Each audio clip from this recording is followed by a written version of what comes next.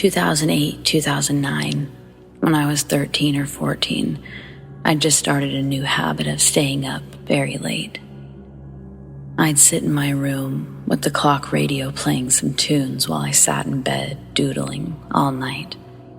I can't pinpoint exactly when it started, but one of those nights, my radio began making this jacked up noise.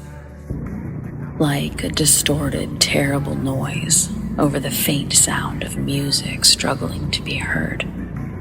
I immediately hated it, but changing the station did nothing. This went on for a few minutes and just stopped. I quickly shrugged it off. And then it kept happening. Every night. For a few minutes, the radio would just go nuts. If I wasn't being lazy, I'd get up and turn it down for a while. Most nights, regardless of how much it bothered me, I'd usually just suffer through it. It occurred to me that it seemed to always happen around the same time, so I curiously paid attention one evening. At 3:30 exactly, on this little clock, it started, and it didn't stop until it turned 3:34. So for a solid 3 minutes, this would go on. I was aware that there was some sort of significance to 3 a.m., and though I wasn't the type of person to believe in that kind of thing, still, it made me feel really uneasy. It felt so intentional. So I paid attention more nights. Every single night, 3:30 to 3:34, it happened. I tried telling my family. No one believed me or bothered to listen to my off-putting rants. You know how in horror movies, the adults, they never listen to the kids blatantly calling things out. You ever thought that was unrealistic? Well, it isn't. Everyone else in my house was asleep by 3 a.m. Until finally one night, my older brother and his best friend were awake, long enough for me to convince one of them, the friend, to please come check this out.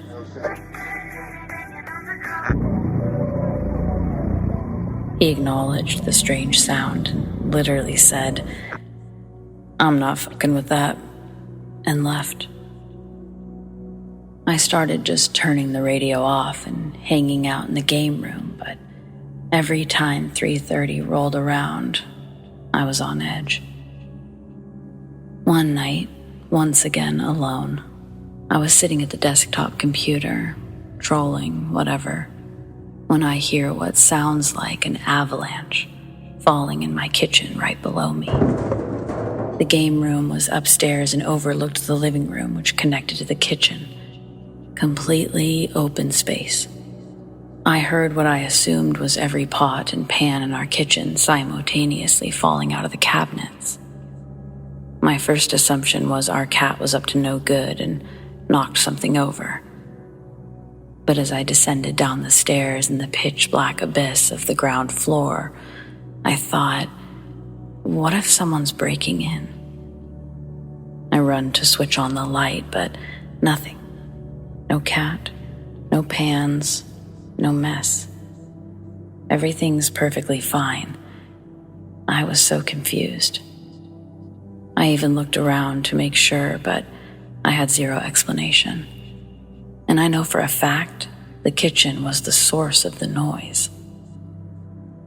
The last minor thing I can recall, but not the last thing. This was an incident where I was on the phone with my best friend, and mid-call, the phone went absolutely nuts. Hello? The call cut out and just screeched and gargled. Hello? I can't quite describe it, but I've never stared at something in pure terror like that before. It was a landline, and it's not like something similar hasn't occurred, but this was different. Just awful. I didn't even call her back. I just left, walked down the street to her house. Fuck this shit. Finally, the kitchen again. It's a Saturday evening, and previously mentioned best friend was over at my place. My mom was on a date. It's probably important to mention my dad had died in 2007. Well, it was around 7 or 8 p.m. We're making snacks when we hear my mom's car pull up. Keep in mind, we've been hanging out in the kitchen for at least 20 minutes, and we had light-colored floors. We go to meet them at the door. We're all headed back to the kitchen, my best friend and I highly anticipating the leftovers we're about to steal. Upon entering the kitchen, we all noticed spots of blood on the floor. 20 or so nickel-sized spots of blood sporadically on the ground, all contained around the general area in front of the stove. My mom, being a mom, says, "Check your feet. It looks like one of you are bleeding." My friend was still in her socks. No blood. I check my feet, perfectly unbothered. My mom looks for the cat, asleep on the couch. Probably hadn't moved for hours. We couldn't find the source. We even looked at the ceiling, just in case. My mom's boyfriend wiped some up on a paper towel and sniffed it. "This is definitely blood," he said. Mom just cleaned it up. She even made some remark about how we were probably just trying to scare them. To this day, my friend, whom I'm still very close with, brings it up like, "Yo, you remember that time there was blood all over your kitchen? Like, seriously, what the fuck was that? Your house was haunted, dude." On top of these things, I just felt awful. I was already depressed, dead dad and shit. I started having terrible, vivid nightmares almost every night. I no longer slept in my bed. I created a sort of safe haven in my closet. After everyone went to bed for the night, I was always on edge.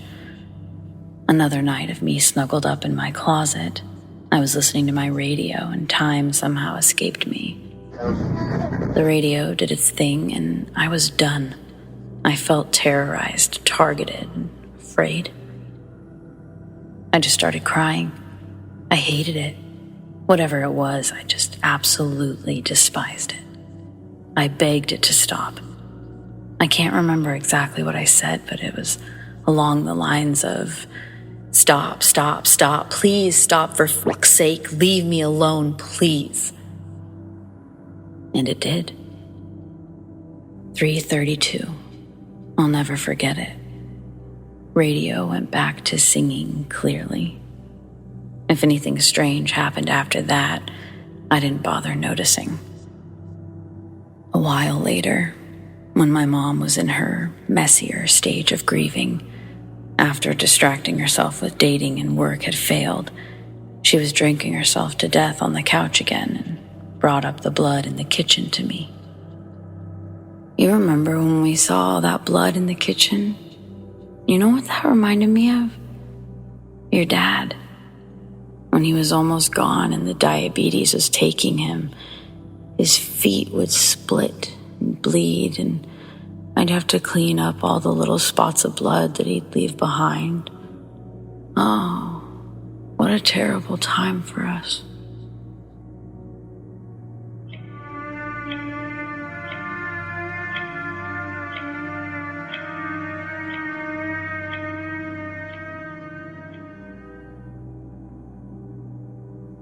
This requires a little backstory. When I was born, it was just me and my mom, and because of this, I became quite clingy. She was the only one that I had and the only person that I really knew. And I developed extreme separation anxiety whenever I wasn't around her. So in order to sleep in my own room, I needed her to come in and say goodnight.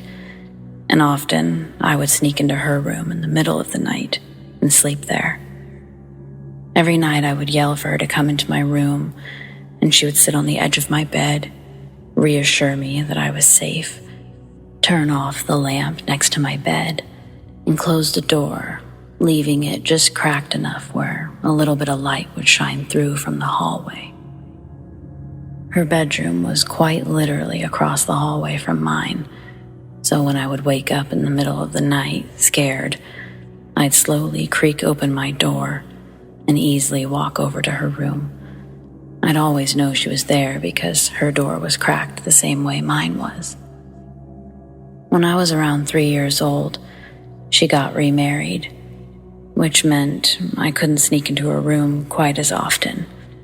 So her coming in and saying goodnight was a crucial part of me being able to sleep. I remember this night so clearly. I was around 4 or 5 years old. I get into bed, my lamp is on, my door is wide open. I yell for my mom like I did every night, and no response. This wasn't necessarily unusual because sometimes she'd be in a different part of the house and I'd just have to yell a few more times before she could hear me.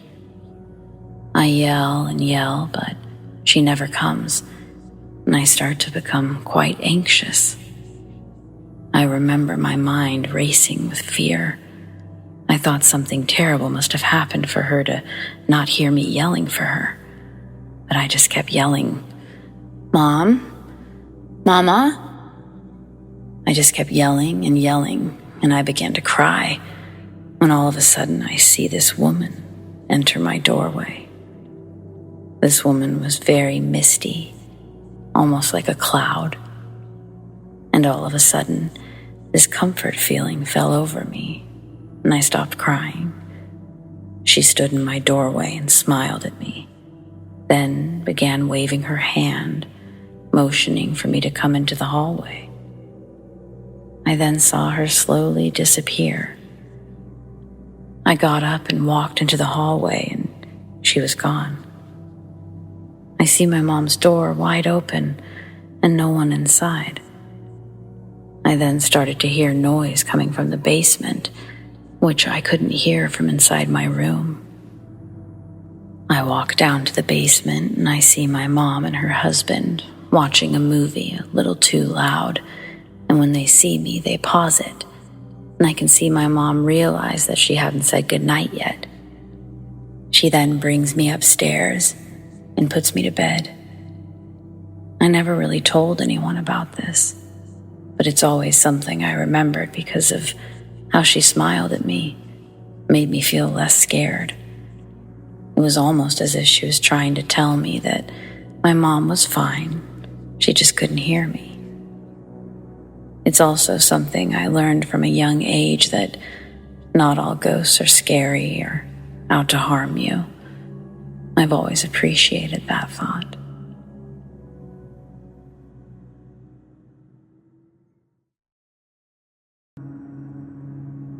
I was in my late 20s at the time this story was shared with me by my grandfather, who was pushing late 80s. I'm in my 40s now, and though I'm not much of a writer, I've always found that this story needed to be written down somewhere, that it needed to be heard. While it's not your traditional ghost story, it is a bit of a horror story. So my grandfather, Alan, as I said, he was old.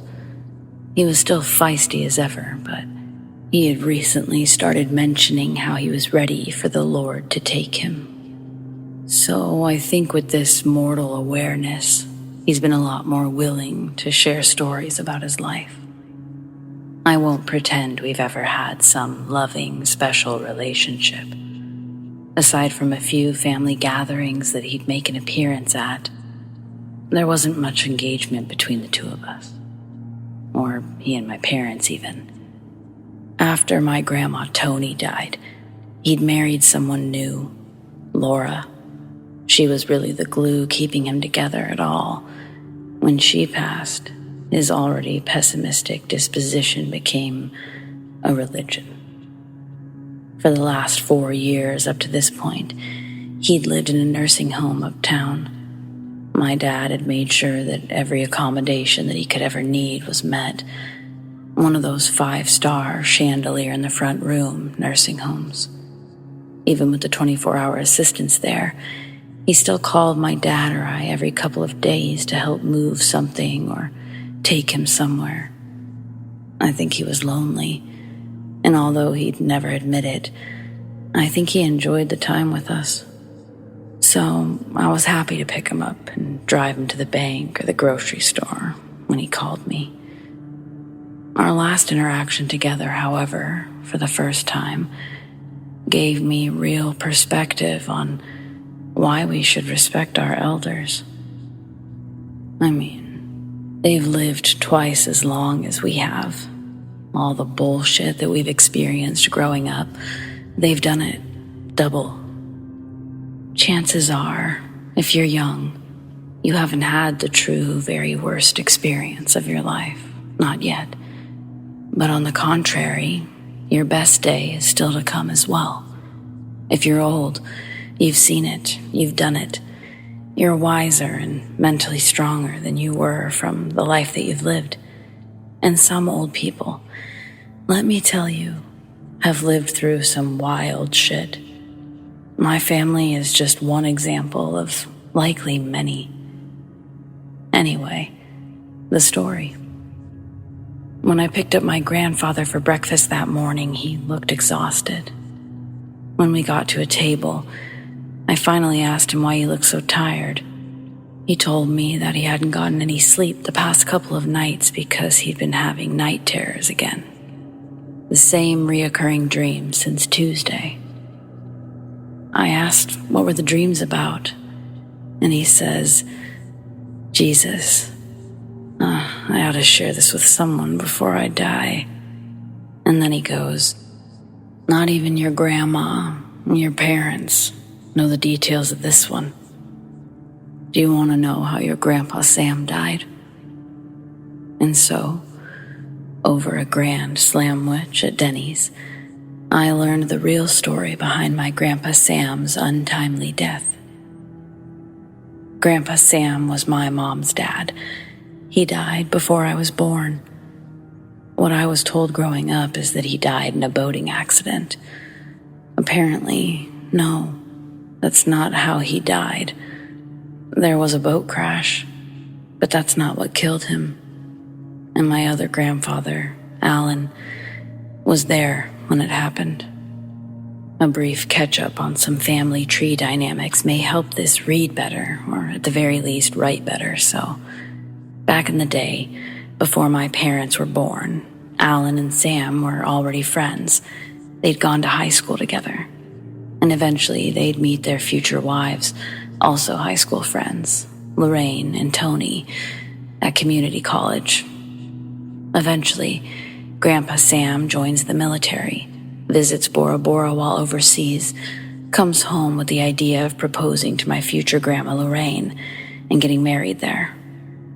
Meanwhile, Grandpa Alan and Grandma Tony get hitched. 2 years pass. Grandpa Sam's plan actually comes together. They fly to Tahiti, then take another smaller plane to Bora Bora. The couples stay in bungalows for 2 days until the wedding. Sam and Lorraine don't drink because days before they leave, Lorraine finds out she's pregnant with my mom. But Alan and future Grandma Tony live it up. Morning of day 2, Sam asks Alan if he wants to go fishing. They can rent a little speedboat in town. Alan's hungover but feels bad that Sam hasn't been able to let loose on this trip. So he obliged to the request. The speedboat that they rent is a small wooden vessel with an old motor on the back, built into the back of the boat with a real homemade welding job, creating the illusion of stability. Sam fires it up and they leave the dock as Alan tries to read a paper map of the islands provided by the boat shop. Sam starts really pushing the engine on this motor and they're flying through the water. He's yipping and laughing, but Alan, still being violently hungover, begs Sam to slow down. Sitting on the front bench with his head tucked in between his knees, Alan continues to feel the boat skip the clear tropical waters. Miles go by before Alan lifts his head and starts to scream at Sam to cut the engine. Sam finally releases the throttle and the boat jostles to a stop. He then apparently had a breakdown. crying to Alan that he's not ready to be a dad yet. The following hour, him and Alan have a real heart-to-heart, and he talks Sam down from his emotional peak. Within this hour span of bonding, they're unaware how much further out their boat has been pushed by the current. The designated markers indicated by the map are no longer in sight. Gas remaining in the tank slowly dwindles away, and they're forced to use the oars located under the wooden benches that Alan was dry heaving on hours ago. As the waves around them grow, one of the swells brings them to a height where Sam sees a landmass. Another hour passes on Alan's wristwatch as they battle the choppy waves in the direction Sam said to go, and the landmass is now clearly ahead in the distance. A beacon of hope just on the horizon line. They were both aware that it could take them until nightfall to actually reach the shore. Close to 100 yards away, they're navigating the jagged reef below, as the water goes up and down, revealing their sharp points when they rise and detract back into invisibility. The combination of a tall wave and its force against the bottom of the boat launches Alan and Sam straight up. Alan breaks his nose on the metal motor, while Sam lands upside down, halfway in the boat, under the bench and tackle box, while the rest of his body folds in the opposite direction, landing outside of the boat, paralyzing him. My grandpa says that Grandpa Sam immediately started shouting that he couldn't feel his legs. He had to leave Sam lodged under the bench and try to navigate this wooden boat to shore by himself. Alan manages to keep the boat stabilized and paddles the remaining distance. Drifting towards the shoreline, Alan starts to hear gurgling. Reef damage had sprung leaks in the boat, and Sam is struggling to keep his head from submersion. Alan's at a point where he can jump out of the boat and reach the ground to pull it into the sand. Alan then grabs Sam out of the boat and pulls him further onto land before collapsing from exhaustion. It was night by the time they arrived, but the humid tropical weather kept the air warm and comfortable. Finding shelter and building a fire wasn't a necessity for survival through the night, so they both just laid in the sand. Sam winced through the pain in quiet tears until he passed out. The only thing Alan could do was reassure him that someone will come looking for them. Both of them were significantly bloodied from open wounds and gashes from meeting with the reef. Unable to catch his own sleep, my Grandpa Alan decides to get up and explore a little bit of this island. For all he knew, civilization could be right past the tree line. The moon is bright enough to provide adequate light, enough to get a small bearing of the terrain that they're calling home for the night. When he approaches the tree line, he discovers the rules for the moon do not apply in there. The tree canopy is too thick for its light to penetrate. There's no sign of civilization, no artifactual light in the distance, no indication that this island is even inhabited. Alan decides not to travel further into the forest. Instead, gather palm tree branches and begin to make a giant SOS on the beach. Alan continues to make trips further and further down the tree line, collecting branches and bringing them back. But he says it's on his fourth trip down. He hears Sam let out a breathless holler. Alan drops what he's carrying and pushes his tired legs to run back to where Sam is laying.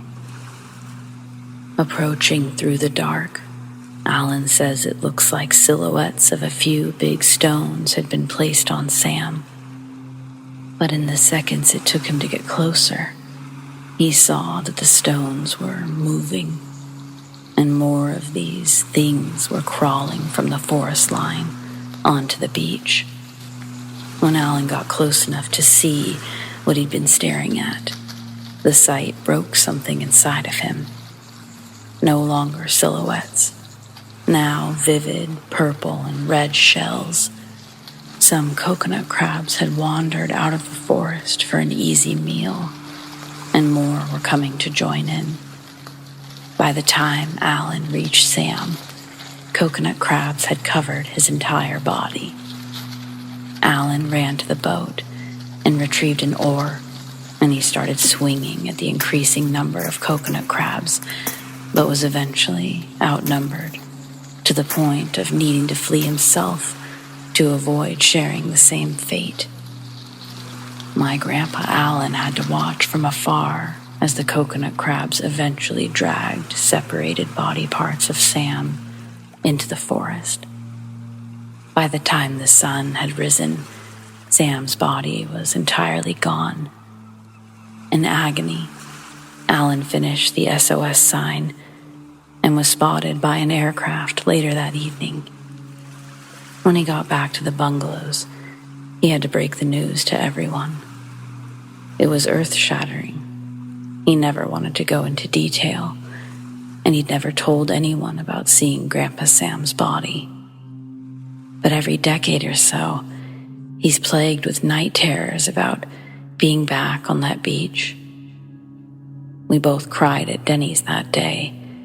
I cried when I dropped him off, too. I'm really grateful that he told me about this repressed memory.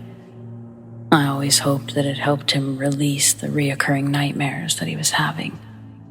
I personally don't think that my jaw has closed since that Denny's trip. Talk to your grandparents. Ask them about when they were young. You might be as surprised at what they say as I was.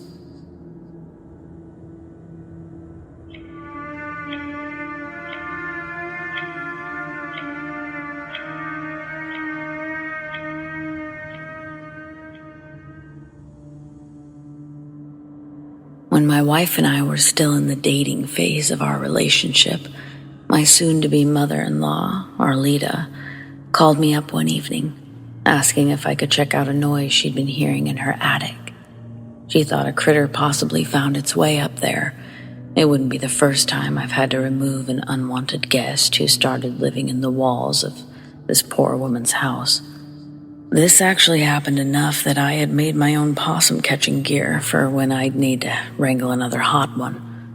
The critter kit consisted of rubber kitchen gloves, a flashlight, my fly fishing net, and an old raccoon trap. I tossed it all in the back of my truck and headed over there after work. It was evening by the time I arrived. Upon entering, I was greeted with a hug, and then was detailed about the usual bumps and thumps that she was hearing. In addition to these noises, though, she told me it sounds like someone's humming in the attic. This should have been my first indication that I wasn't going to be finding a possum when I climbed up there. Access to her attic is from a ceiling pull string that releases a rickety old folding ladder. When that thing drops, I have to be swift getting in there and closing it back up as to not risk the mystery animal gaining entry to the main house. I put my rubber gloves on, and I held the fish net with one hand and the raccoon trap with my flashlight inside tightly with the other. Arlita pulled the string and I dashed up the fragile wooden stairs. When I reached the top, she pushes the ladder hatch back up behind me, momentarily leaving me in the dark while I fumble for that flashlight. Quickly and quietly, I pull it out of the raccoon trap, and I hit the switch. The beam casts a bright circle at the nearest wall to me. I start to examine every nook and cranny from floor to ceiling of each wall. Stepping slowly and lightly still results in the floorboards creaking under my feet, like I was stepping on cattails. I've only partially inspected the first wall when I begin to hear the humming that she'd previously mentioned. The sound is coming from behind me, so I spin around and throw the beam towards the opposite wall. As I do, it illuminates a figure near the corner. The imposing height it's standing at scares me backwards, tripping over the raccoon trap and onto the dusty floor. In the fall, I drop my flashlight, and it rolls up against the wall, concealing its light to a focused eclipse 3 yards past my first swipe to reclaim it. Accompanying my fall is the dramatic increase of the hum. Lost in the pitch black, I was horrified as the growing sound finally registered in my brain. This was undoubtedly worse than a possum, worse than an intruder, even worse than bees. The rumble from my fall had aggravated a wasp's nest, the size of a small child, reaching from floor to ceiling in the furthest corner of the attic. The shake had jostled it enough to bend in a way that opened a crack that they'd now been flooding out of. The single-handed, most painful and terrifying event of my life then commences. I'm still in complete darkness when the wasps start to attack.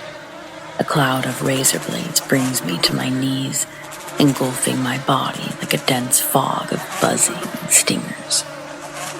They're getting into my clothes and under my rubber gloves. I will receive hundreds of stings before Alita hears me screaming and pounding on the attic floor. When the hatch is released, the wasps immediately escape the attic and swarm Arlita. She's now screaming and running through the house and out the door. I drag myself to the illuminated square, and I let myself fall down the ladder steps before getting to my feet and running, all the while continuously being stung. My pace eventually catches up to Arlita, and we're now 3 blocks away, out of breath, covered in welts and swelling stings, still wincing and pulling the remaining wasps out of her hair and clothing. Not knowing what else to do, and neither one of us having a phone, we limped to the closest house from where we had landed. I sat on the street as Arlita knocked and was greeted by a look of shock. The homeowner brought the phone out to her, sliding it between a slit in the screen door, letting her use it on the porch. Arlita called her daughter, and she left work to come pick us up. We then went to the hospital. After the hospital, the 2 of them stayed the night at my family's house until we could figure it out in the morning. In retrospect, this trauma, I'm sure, inevitably made all of our relationships stronger. May very well have been some subconscious bonding block for us. When your mother-in-law loves you, you know you're going to be golden with your partner. Either way, I'll never ever forget that memory and the people I shared it with.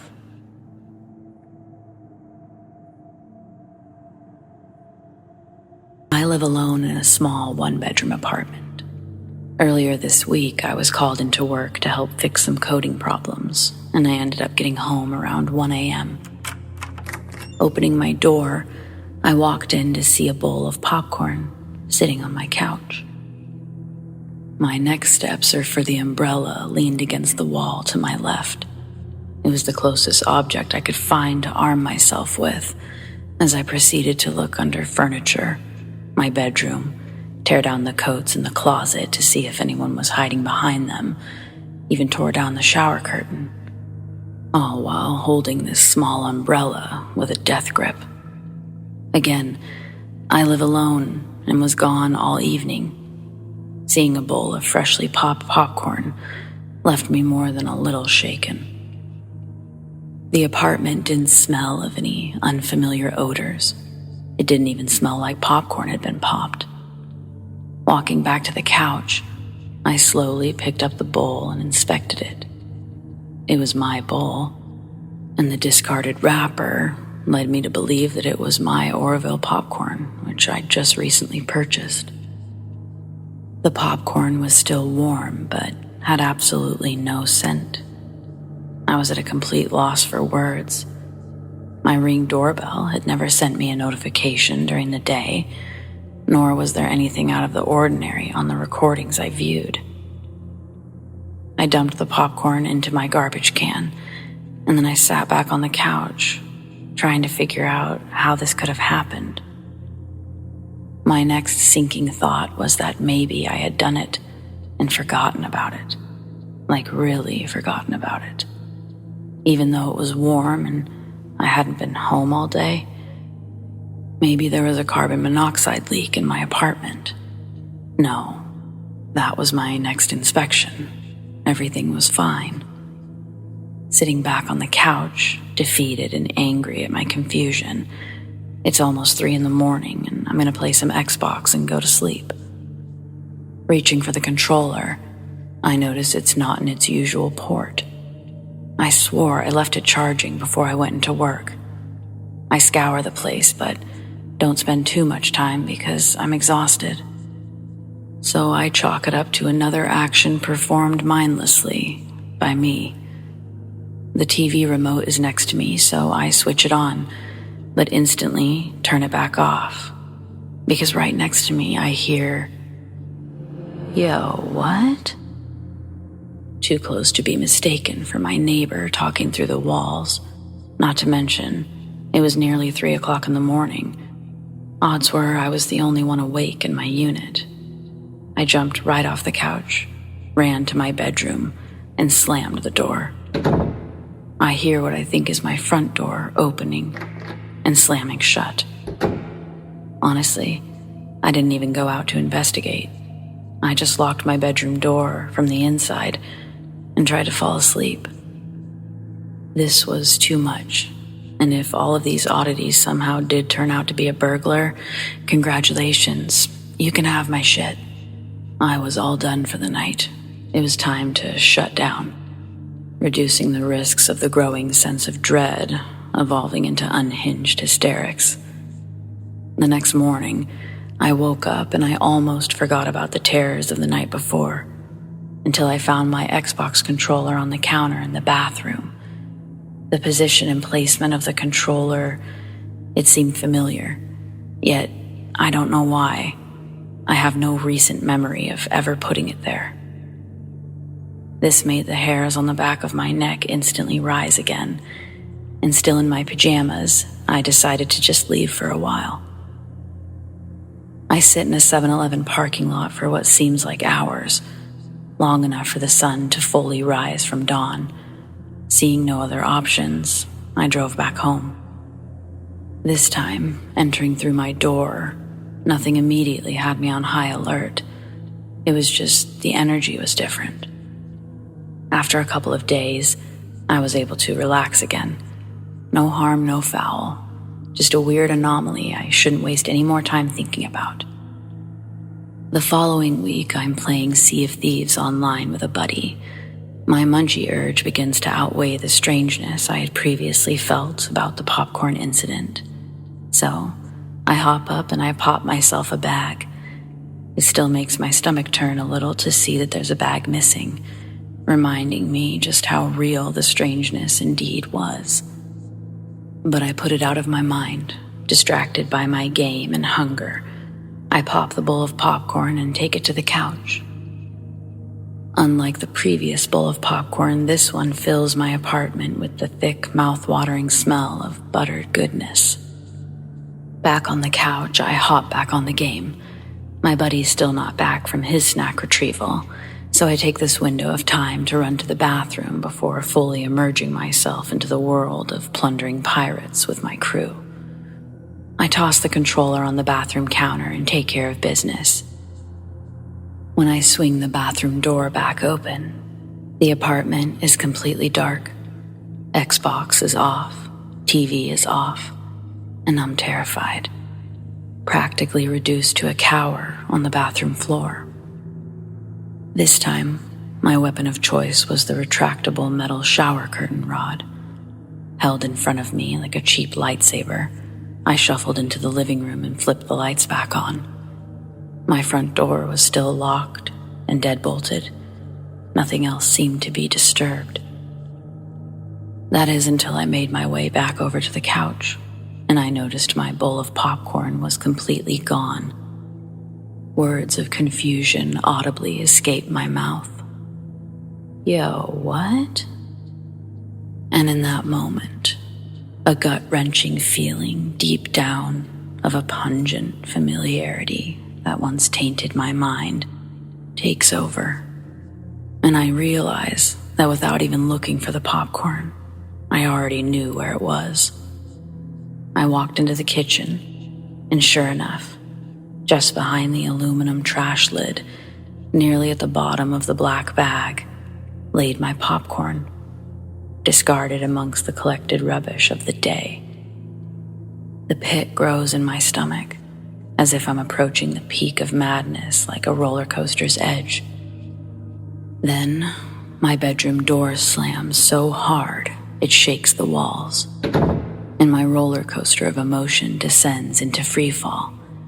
I grab my keys and escape the squeezing feeling of terror that's compressed my lungs.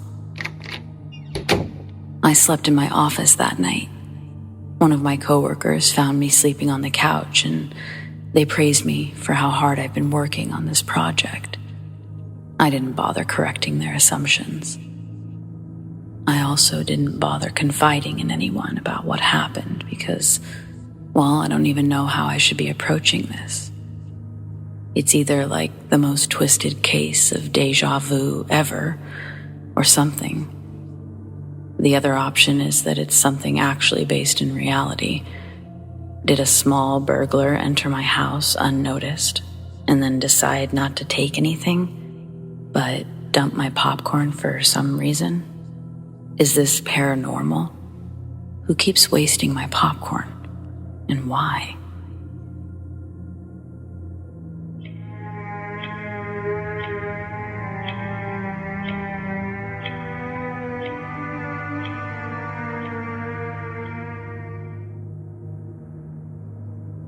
I have a salt lamp in the shape of a moon that I love. I used to use it as a nightlight, but since the bulb blew out 7 or 8 months ago, it became just an ornament on my nightstand because I couldn't find the right bulb for it. And it's a pain because you have to pull the whole thing apart to replace it. I have one outlet with 2 plugs near my nightstand. It's above my bed near the pillow where I sleep. When the lamp stopped working, I unplugged it so that I wasn't wasting an outlet. I use those plugs to charge everything while I sleep. And I've plugged and unplugged multiple chargers from it almost daily in the last 8 months. The cord to the lamp just remained laying beside the nightstand, unplugged since it didn't work anymore. I recently took a surprise trip home to surprise my dad for Father's Day. The whole trip home, I kept having a super strange feeling like I wasn't supposed to be there, or that the last-minute impulsive choice to fly home was a choice I shouldn't have made. I don't know, it was weird. The whole trip felt like a dream. After a few days of visiting family, I flew back home, ate dinner, played with my dog, went to bed, woke up the next day, and went to work. All was fine and normal. It was only a 2-hour flight, so it's not like it completely exhausted me or turned me into a zombie.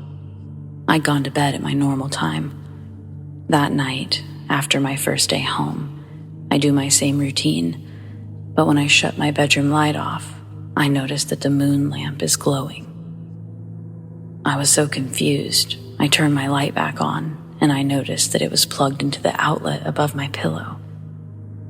The only people who have access to my house are my sister and my boyfriend, who both acted completely confused about why the hell I was asking them if they replaced a bulb and plugged in a random lamp, and they swear it wasn't them. The thing is, it wasn't lit up the previous night when I got back from my trip.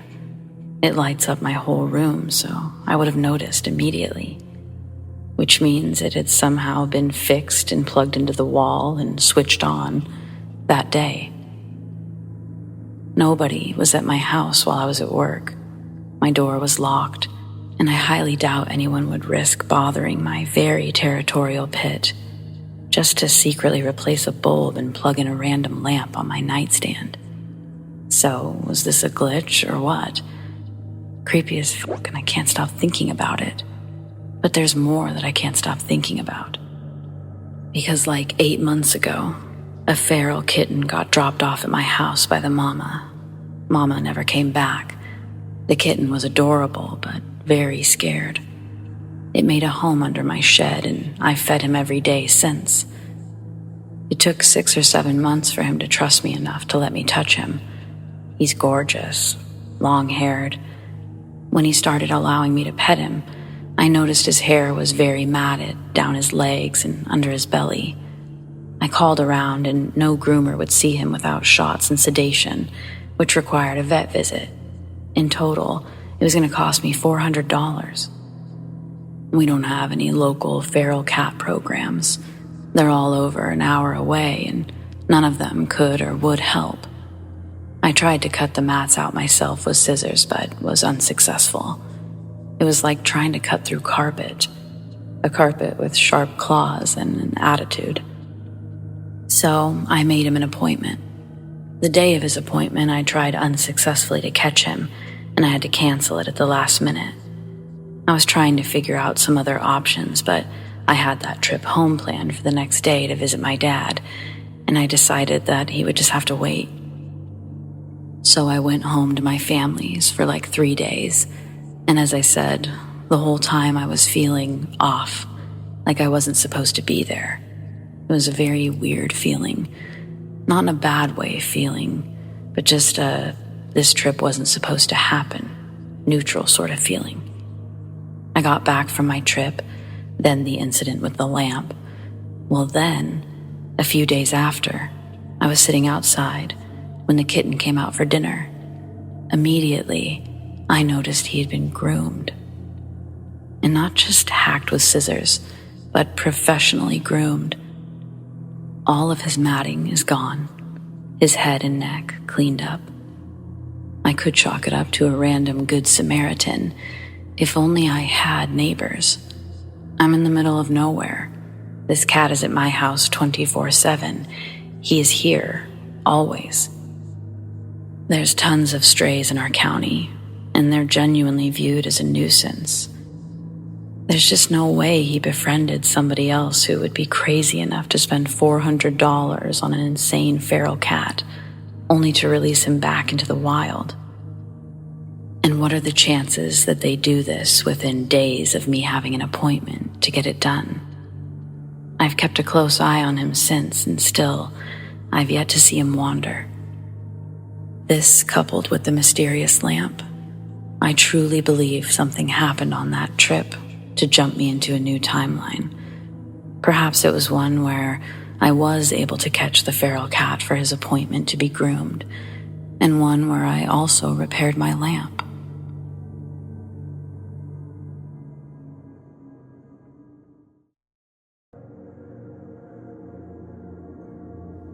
So I'm pretty sure that my neighbor is possessed. I know it's a hefty statement, but I just can't get this out of my mind, and I've been thinking about it, so I'm going to be writing about it and just seeing where the chips fall in the end. If it doesn't make sense, well, then forget it. I guess I'll know more on Thursday, but here's where I'm at now. My neighbor, Hank, he's a middle-aged single man. He's a bit older than my own father and is generally very helpful, personable, and I'd consider him a healthy guy. I see him outside walking his dog more often than any other neighbor.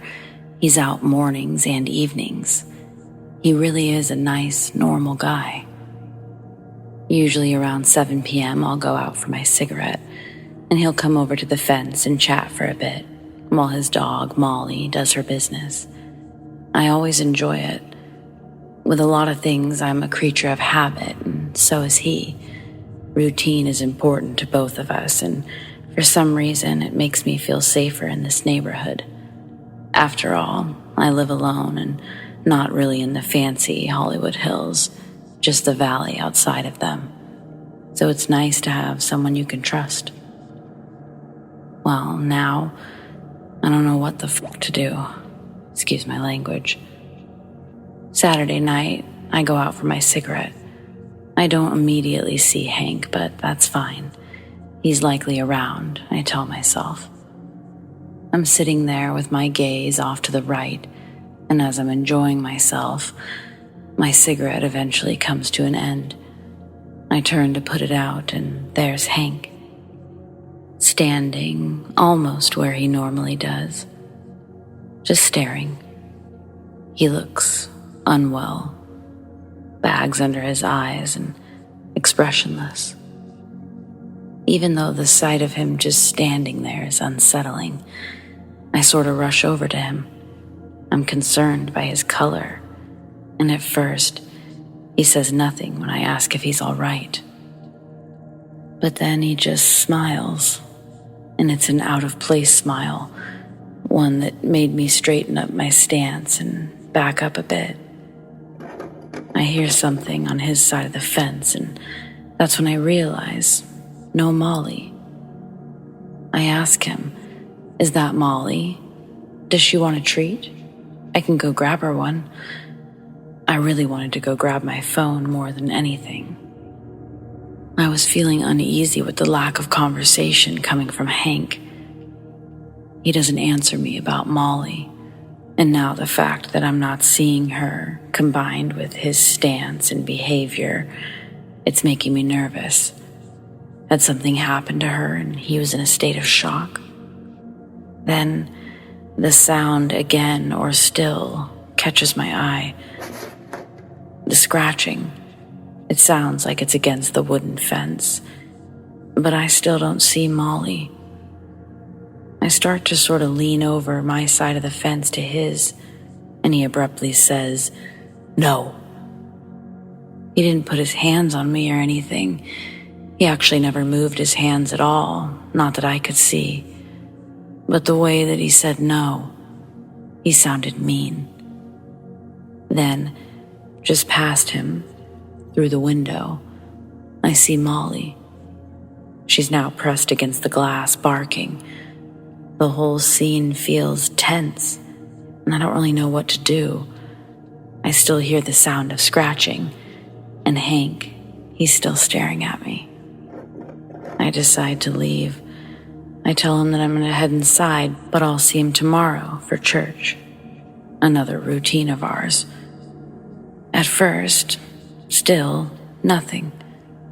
And then as I'm walking away, he laughs. It's longer than necessary, and it's an out-of-place laugh. Just like his smile. I ignore this mostly by waving goodbye and walking inside, locking the door immediately.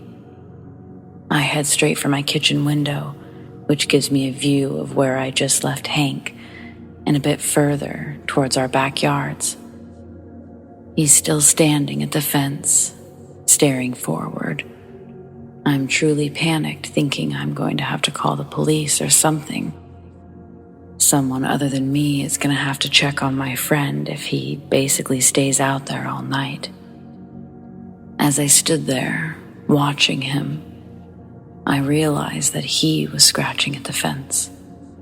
Eventually, I really don't know how long, he seemed to snap out of it.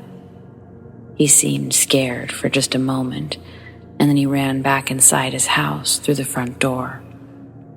It was all so wrong, but now it was out of sight, out of mind, for the most part. Until it wasn't. 10 hours later, I head over to see if Hank is ready for church. But as I reach his side of the fence, making my way up his front steps, I'm horrified to see that his fence is just covered in bloody scratch marks, right where he was standing the night before. I stop in my tracks, but I know that I have to keep going. This is my friend, after all. I get to his door, and I'm immediately faced with more blood. This time, it's across the front door. It looks sort of brown, but I know it's blood. I ring the doorbell, and almost immediately, Hank opens the door. He looks like my friend again, albeit he's messy and distressed, but his color is different. His eyes are more lively. He asks me if I want to come in for a second. I explain that it's Sunday, so it's time for church. He looks bewildered. He reaches for a non-existent phone and looks at a non-existent watch. He tells me that he's sorry he doesn't know what's happened to all of his things or the time. "You're sure it's Sunday?" he asked me. I shook my head and I told him, "Hey, it's okay if you need a minute to get ready, or if you're not feeling well, I could take you to the doctor's." Almost cutting me off, he snaps back at me. "You think I'm going to spend my day sitting in a fucking church?" I'm taken aback. I've never heard him swear, yet alone raise his voice like that. He sounded awful. A deep rasp I'd never heard from anyone, yet alone Hank. Dumbfounded, I tell him, "Well, if that's all, I better get going. I'll check on you after church." I start to leave before he stops me. "Look, oh gosh, I'm so sorry. Gosh." I wanted to believe that he was really remorseful, as he was apologizing for snapping. He then asks if I wouldn't mind taking him by the doctor's instead, explains that he hasn't been feeling well. So, I agree. When we get to the doctor's office and we're in the parking lot, he tells me that I don't need to wait for him, that he'll catch a ride home afterwards or take the bus. It's when he's leaving my truck that I realize he's not wearing his cross. I consider it sort of like a staple item for Hank. The church we go to in town, it's just a small Presbyterian church, but Hank's cross is somewhat reminiscent of a rosary. He loves to talk about it, and most importantly, he's always got it on.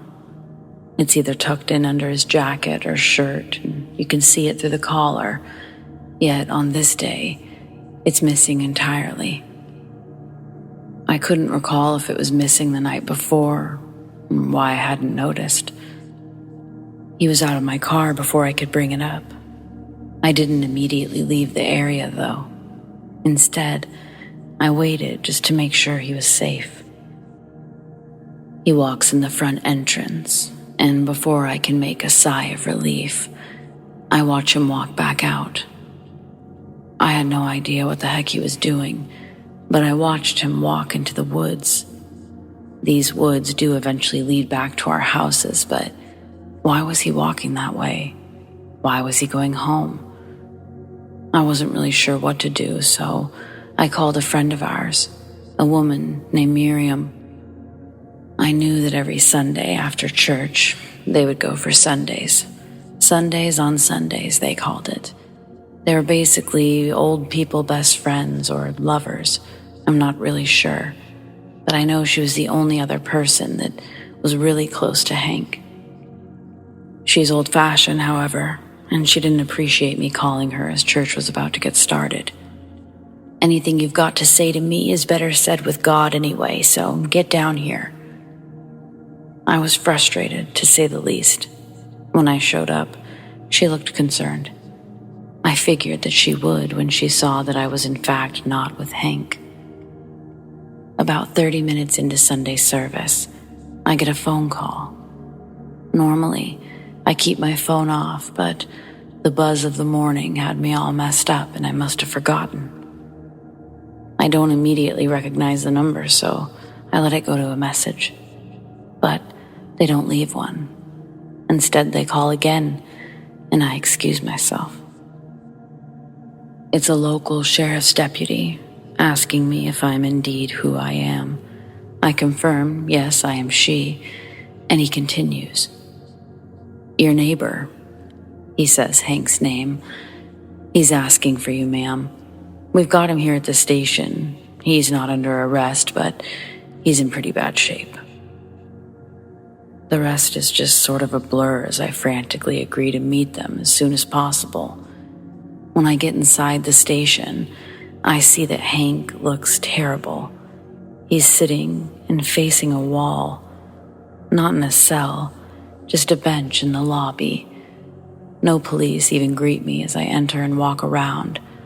I tell Hank to sit tight, but he's already ahead of me, frozen, staring at nothing. Without much of anything, they let me walk him out of there. I ask them, did anybody call the hospital? Should I take him there? Nobody knows what to do. Church is about over, so I go to meet our friend in the church parking lot, Hank sitting in the passenger seat. He still looks terrible. But I need Miriam. I need her to see it for herself. When we park the car in the church parking lot, Hank immediately starts to liven up. He's no longer slouched. Instead, he's huffing a bit. Grunting may be an aggressive term, but it started to sound more and more like that. I have no idea what words followed the grunting. They were in a language that weren't ours. It wasn't Spanish. I don't know any other languages, but to my knowledge, neither does Hank. He repeated something over and over, to the point where I just had to get out of my car. I begged him to stop, and he laughed wildly in my direction. I quickly reached to grab my keys. I was afraid that he would try to take the car. As I did this, he reaches for my arm and says, God never saved anyone, you fucking whore. And he continued to laugh wildly. I ran in the direction of the church doors, and as everyone filed out, I grabbed Miriam. She grabbed 3 others and followed me to my car. Hank was gone. I took far too much time explaining everything to this group, all for them to tell me that Hank was a solid man, that he could handle anything. Finally, 2 of them, Miriam included, agreed to check on him with me. They followed me home, and as we approached the house, we could see that Hank was in the front yard, my front yard, burning something. I don't have a fire pit. The man with us, Ed, he runs towards Hank and the fire. When he does, Hank sticks his hand straight out, grabbing Ed by the throat, immediately letting go, shrieking almost like he's in pain. He runs right past myself and Miriam. Ed is still stomping the makeshift fire in the yard and rubbing his neck. But he shouts, "Call the police." And damn it, the next 4 hours, they're bad. Before the police arrive, Ed tells us what he found burning on the lawn. It was a mini Bible, one that Hank loved, one that I gave Hank. We wait for what feels like forever for the police to make their way. And then it's on me to press charges. I'm literally in tears at the thought of having to send my friend to jail. But what choice do I have right now?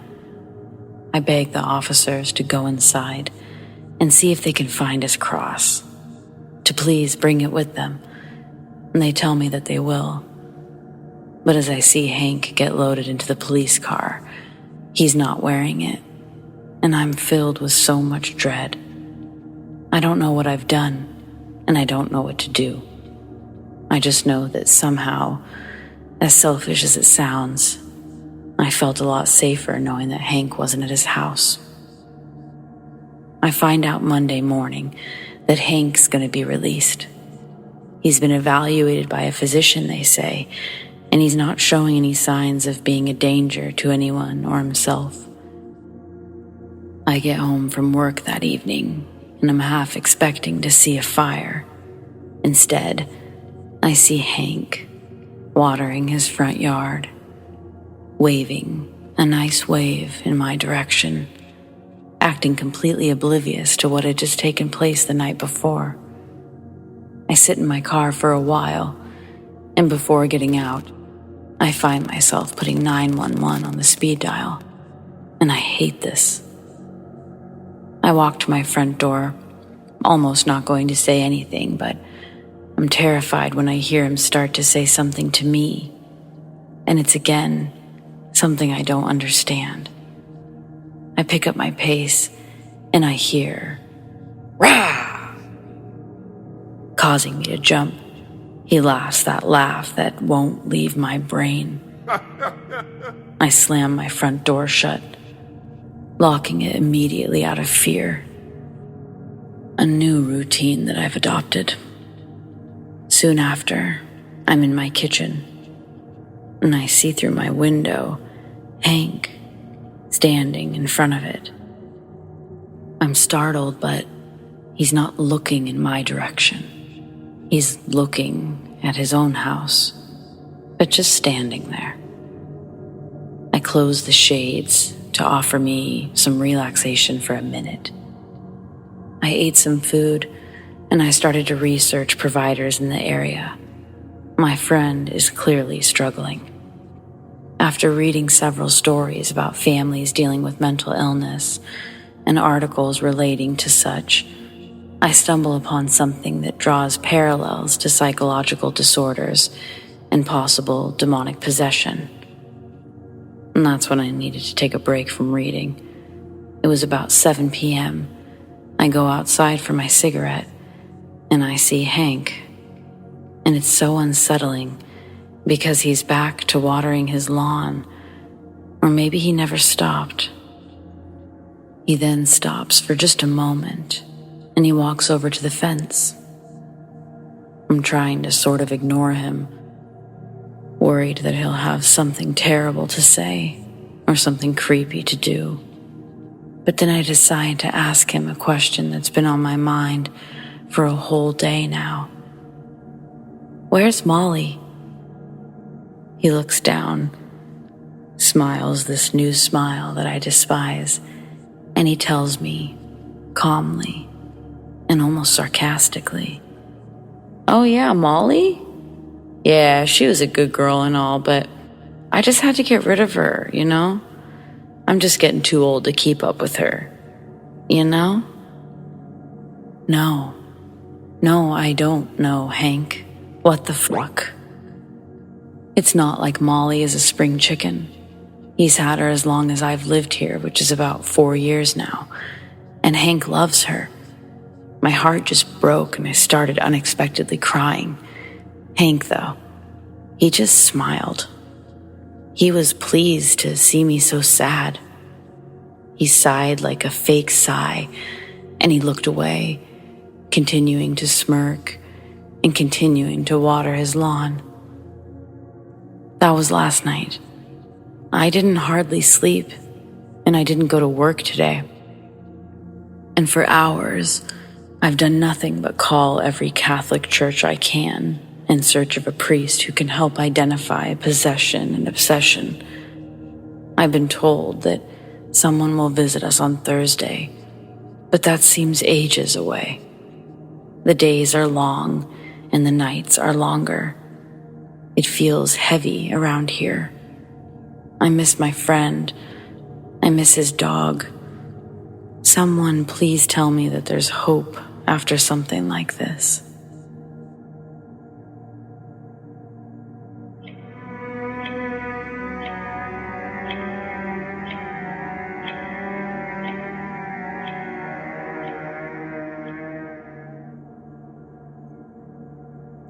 In the summer of 2007, a rideshare company launched their startup in San Francisco, California.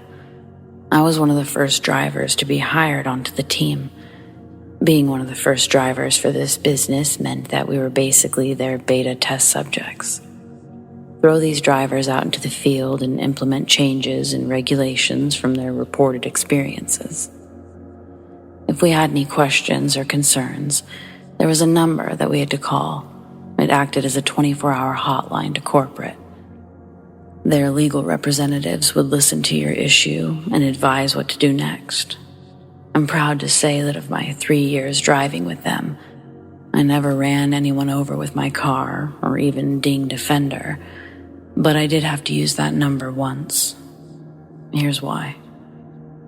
It was late, and I had just driven a few Skyline kids back to their dorms from a party when my next ride request pops up. It's only a couple of miles from where I am, and I see that they left an additional message saying, "Big cash tip." With the new rideshare program, drivers didn't deal with the money side of transactions. The ride is already paid for via the app, so seeing "big cash tip" on the comment was an extra incentive I needed to pick them up. And then I would call it a night. I press accept, and the GPS leads me to the Avalon Golf Club. Driving down Westboro Boulevard, as I approach my destination, I see 3 men standing on the side of the road. The closer I get, it's obvious that one of the men is clearly in a bad state. His blue polo is caked in blood, and the other 2 men are struggling to hold him up. I don't even pull into the clubhouse gates before they approach my car, and they open the back door to toss in the bloodied man. Then one of the men opened my passenger side door, and I start telling them that his friend better not bleed on my seats or puke. The man just sets a handful of hundreds on the passenger seat and says, "This should cover it," before quickly slamming the door. Then I watch as he and the other man walk back up to the clubhouse driveway and close the gates behind them. When they leave, I count the money thrown on my passenger seat. The guy left me over $1,200. Any apprehension about having this potential mess in my back seat has been officially relieved, and I happily put my car in drive and begin my way to the address I was given. Multiple times during the trip, I look back to check on the guy. He's still laying down and unresponsive when I ask how he's doing. Leaning back, I have to physically touch him to feel that he's still breathing. After confirming he's alive, I continue the drive in silence. The address takes me up near Balboa Park, and I'm driving on the 280. My next glance into the rearview mirror, I'm startled as I make eye contact with the man. He's now sitting fully upright in the back seat, looking back at me in the mirror's reflection. His stare is intimidating, and his brows are furrowed with rage. He's grinding his teeth, and I watch both of his nostrils begin to leak. And down his face, 2 steady streams of blood, and they continue onto his already stained polo shirt. Seeing this, I try to remain calm while retrieving a napkin from my glove box to offer him. One hand on the wheel, I lean my other arm back, but he never takes the napkin out of my hand. He just lets the blood splash onto his khaki pants and my leather seats. His gaze never leaves my rearview mirror. I'm continuously checking back between having to look while driving, and every time I look up, his stare never leaves. Finally, trying to suppress the shakes of fear in my voice, I didn't even dare to look into the back seat again, but I'm able to ask if he's needing emergency help. When his voice spoke words, it sounded like 2 people talking in sync. One voice was much lower than the other. It wasn't human. The tone made my blood run cold, and I'll never forget what he said. Slow decay. My eyes remained on the road, and I'm about to take the exit for Ocean Avenue when I hear my back door pop open. I swing my head around just in time to see this man step out of my car and onto the road.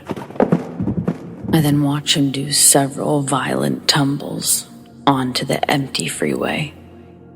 I slam on my brakes, and I see in my rearview mirror the man laying motionless on the road. In that moment, I'm literally about to throw the car into reverse to check on him. But before I can, I see his body begin to flail, and in some sort of seizure, he jolts and then releases back down, motionless again. And not even 30 seconds later, he's sitting straight up, legs directly out in front of him, and he's staring into the dark nothing off the side of the highway. He then jumps up unearthly fast to his feet, and he runs off the highway, hopping the median barriers and running out of sight. I sat there in shock from what had just happened, not knowing what to do. I turned off my in-service for the rideshare, and I drove home.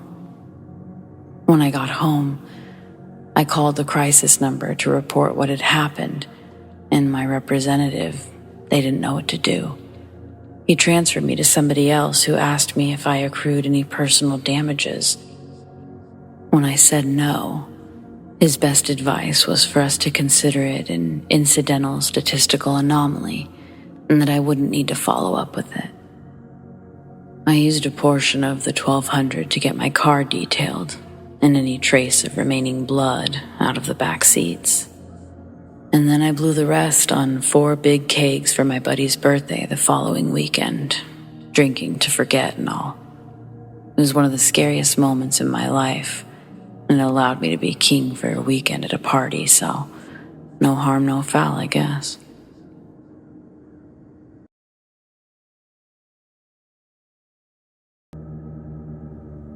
When I was in elementary school, I had an experience that I believe was paranormal.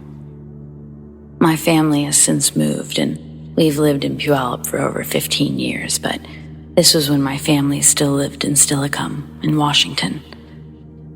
My school was pretty old. I think at one point it was smaller, but they built onto it a little bit. Either way, the area where we had library, it was the front office and the gym, it was the oldest part of the school. Our class would do library once a week, which was always a drag because it was my favorite part of school. I loved reading, and basically everything else in school was hard, including making friends. It wasn't like I was actively trying or that I wanted a lot of friends. I just kind of wanted people to leave me alone. Being a target sucks. Why was I a target? It was likely due to the fact that I was traditionally different than most of the kids. Symbrachydactyly, a congenital hand disorder that one, such as me, is born with. If you haven't Googled it already, it means one of my hands, my left, is smaller and underdeveloped in comparison to the right. An over-exaggerated example of this, but subjectively funny, would be Scary Movie 2. It's okay. You can feel uncomfortable, or you can laugh. I'm funny now. Anyway, the library. I loved free reading time. I had a perfectly hidden nook that I quite enjoyed tucking myself into as I read the latest installment of Magic Treehouse. I'd chosen this spot because a specific classmate had taken a liking to messing with me when I sat in the general circle area or at any of the tables. You know, he was one of those kids that either didn't know how to read or just didn't like to. As a child, I was smart enough to know that adults should be doing something to help me, to stop this, but I also wasn't going to do anything about it. I wasn't going to tattle or make a scene. It never worked out for other kids. I'd seen it time and time again fail for others, so the nook, that was my solution. And just for a moment, I'd like to talk about this nook more specifically. Before this event that I'm about to get into, I'd always felt really welcome in this corner of the library.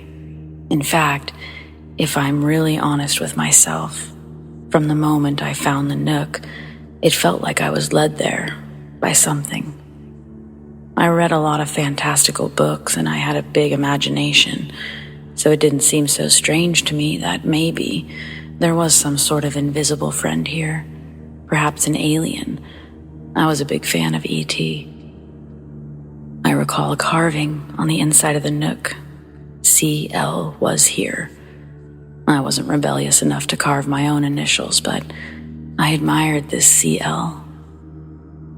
I remember one time while in the nook, I was sort of sitting with my feet hanging out instead of tucked into my chest like I usually did. I'd heard someone walking in my direction, but before I actually heard the footsteps, a small voice, one that wasn't my own, said clearly, "The mean one. He's coming this way." Instinctually, I tucked my legs in, and then I heard the footsteps. Sure enough, it was the mean one, running past the nook, and then past it one last time on his way back. Maybe this type of thing only happens the one time, and that's why I can recall this example, but it really sits in my mind as if this kind of thing happened several times. Well, one day, I found myself in a predicament. I was leaving the nook. I must have missed all of the silent or not so silent cues. I heard the familiar sound of that kid's awful voice. Are you hiding in the walls? You really are a weirdo, aren't you? He didn't even have his crew with him. Just the mean kid, coming to remind me how strange he thinks I am. Instead of letting me walk past him, he puts a finger to my chest. He had a few inches on me, so as I look up at him, he's staring down. No, you stay in the wall, weirdo. I went to move his finger with my hands, and he dramatically exclaimed out loud, Ew, don't touch me with your weird hand. But he doesn't budge, his fingers still pressed on my chest. Then I hear something, crystal clear in my right ear. "Back up. Watch this." Listening, I step back slowly. Clearly this kid thought that I was indeed going to go back into the wall. But no, I was just following instructions. I was going to watch. He gets real stiff and he asks me, What? What'd you say? I tell him, what? I didn't say anything. What did you hear? He doesn't answer me. Instead, he almost looks like he's gonna cry. He shouts at me that it's not funny. I just turn and I look confused.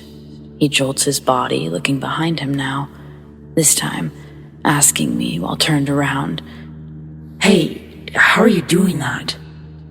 I don't say anything. I truly don't know what's happening, but I have to assume that this is what I was to watch for. He looks back at me. He's angry, or is he scared? He's about to say something when I watch as a book is pushed from the shelf and onto his head.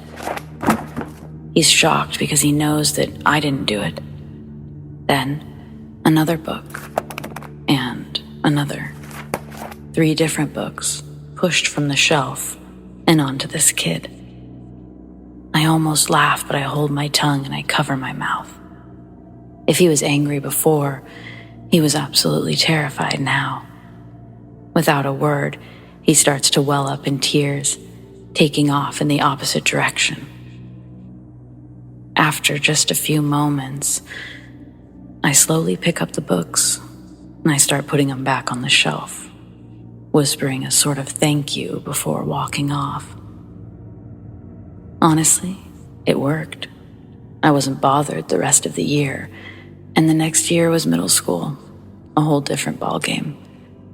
I do wish that I could have spoken to that kid afterwards, but in some sort of weird role reversal, he was now afraid of me. So even though I'll never know exactly what was said to the kid, I'll always be grateful for the spirit that resided in that library. I have to assume that's what it was anyway. Perhaps it was the infamous CL from the Nook, or an old librarian. I don't know. All I know is it wasn't something that followed me, because I've never felt or seen anything like it since.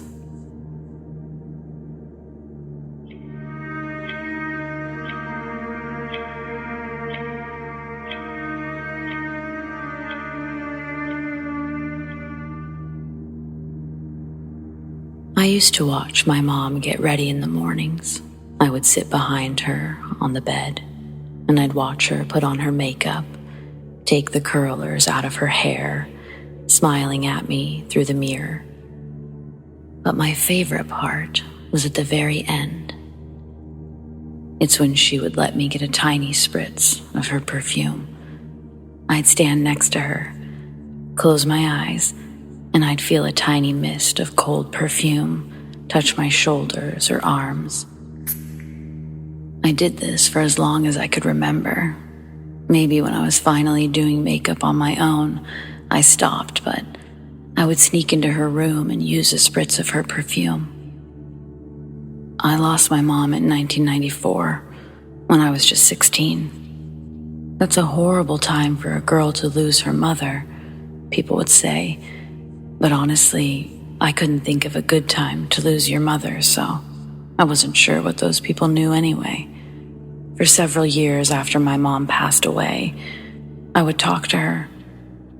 To be honest, I never felt like she was with me.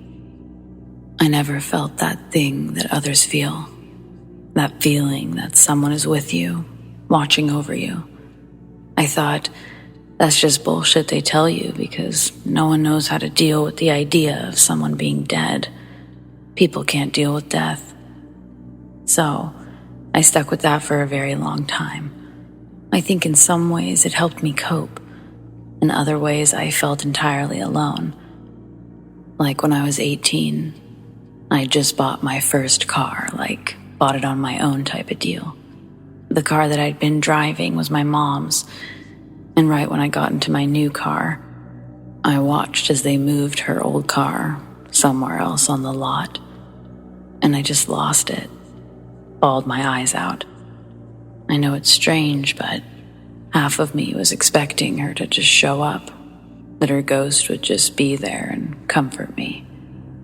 Of course, that didn't happen, and it felt like for a long time I didn't cry. And then I gave birth to my daughter. I cried before, during, after. These were different kind of cries, though. These were the happy kind. Still, I sort of always took inventory of big moments in my life to just see, And no, I never felt my mom's spirit or whatever. And then somewhere along the way, I just stopped taking inventory, and I sort of let it go, I guess. My daughter got married in 2019. The wedding, or leading up to it, was so emotional. My dad was sick. I thought about my mom constantly. Even the vendors started falling through. Problems left and right. I think the icing on the cake, the thing that broke my heart for my daughter, the wedding venue ended up flooding 4 weeks before the wedding. At that point, it felt like, of course it did. Well, this mishap or divine intervention, depends how you look at it, it brought us to a place that I'd never even thought about before. Not for my daughter's wedding. A place I'd been to 1,000,000 times over. My grandparents' farm, which was now owned by my uncle and his wife. My daughter had always wanted something indoors, so I was relieved when she was actually ecstatic about having the wedding there. It meant moving the wedding 1 state over, smaller guest lists, but it was beautiful. I just felt joy that my daughter felt joy. The night before the wedding, I was laying all of her things out, sitting in front of a vanity in the guest room. I was just looking at myself, at the mirror, at the room. It was my grandma and grandpa's old bedroom. Well, really, it was my grandma's. They definitely each had their own separate sleeping quarters. They were very old school like that. Sitting there, I felt nostalgia rush through my body, my mind. I felt emotional but calm. I didn't cry, but I felt like I could. I was so nervous, but I was so happy.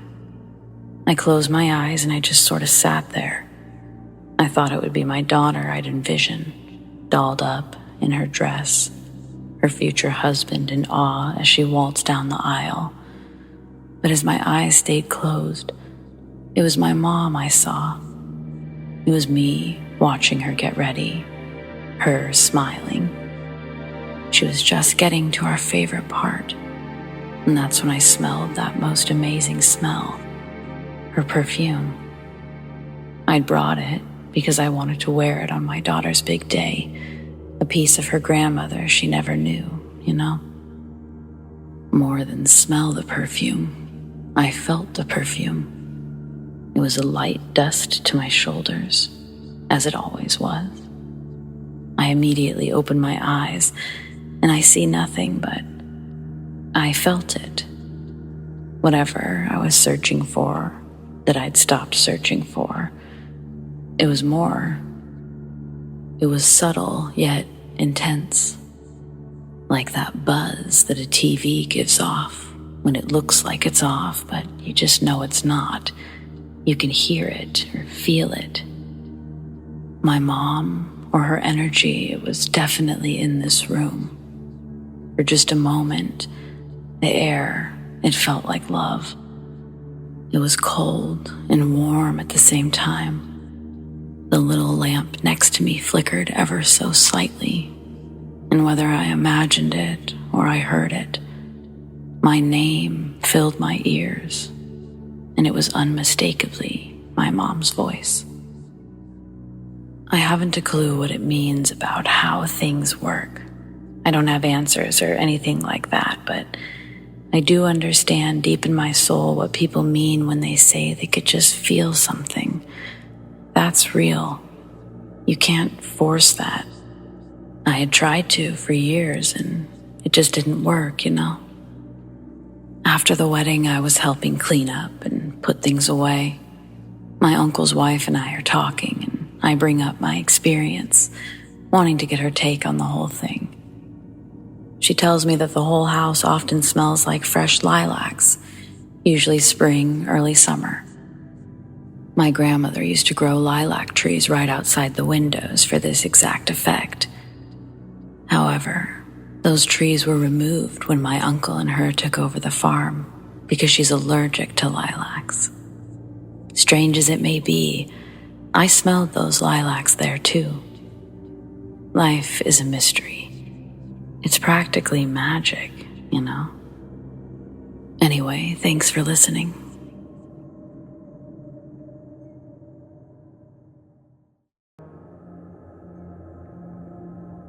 For years, I've taught elementary school, but this year, I'll be teaching middle school. I'll be starting at a new school in less than a month. I've been really excited about it, actually. Orientation for me was actually just before summer started, so I've been able to get my classroom set up, and I've been familiarizing myself with the school. I've been the only one there on most days, especially in the beginning. I think the novelty is worn off for some of the teachers, so they're not as inclined to show up more than they need to. I sort of enjoyed the quiet. I knew the halls would be filled soon enough.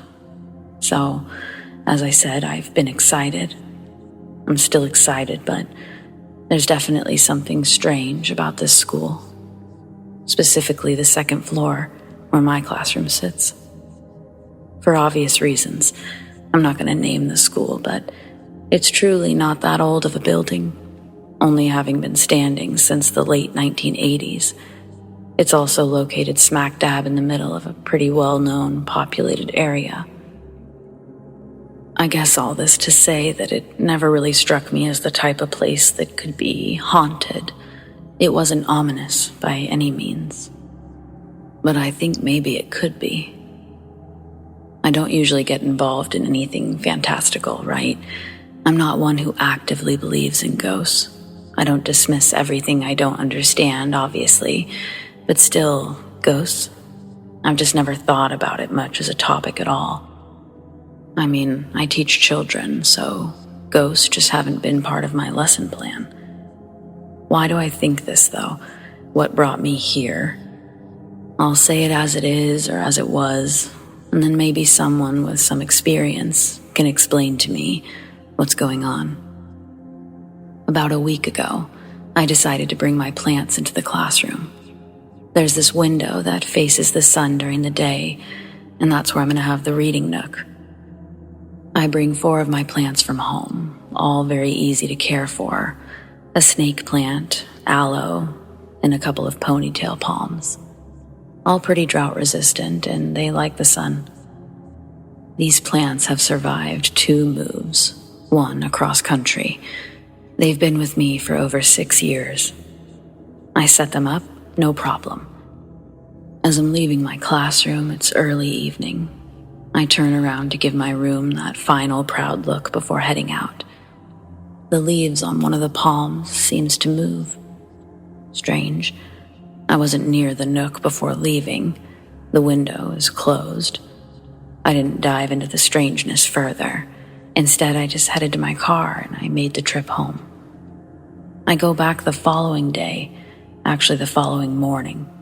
I remember that the file folder on my desk actually has registration for CPR.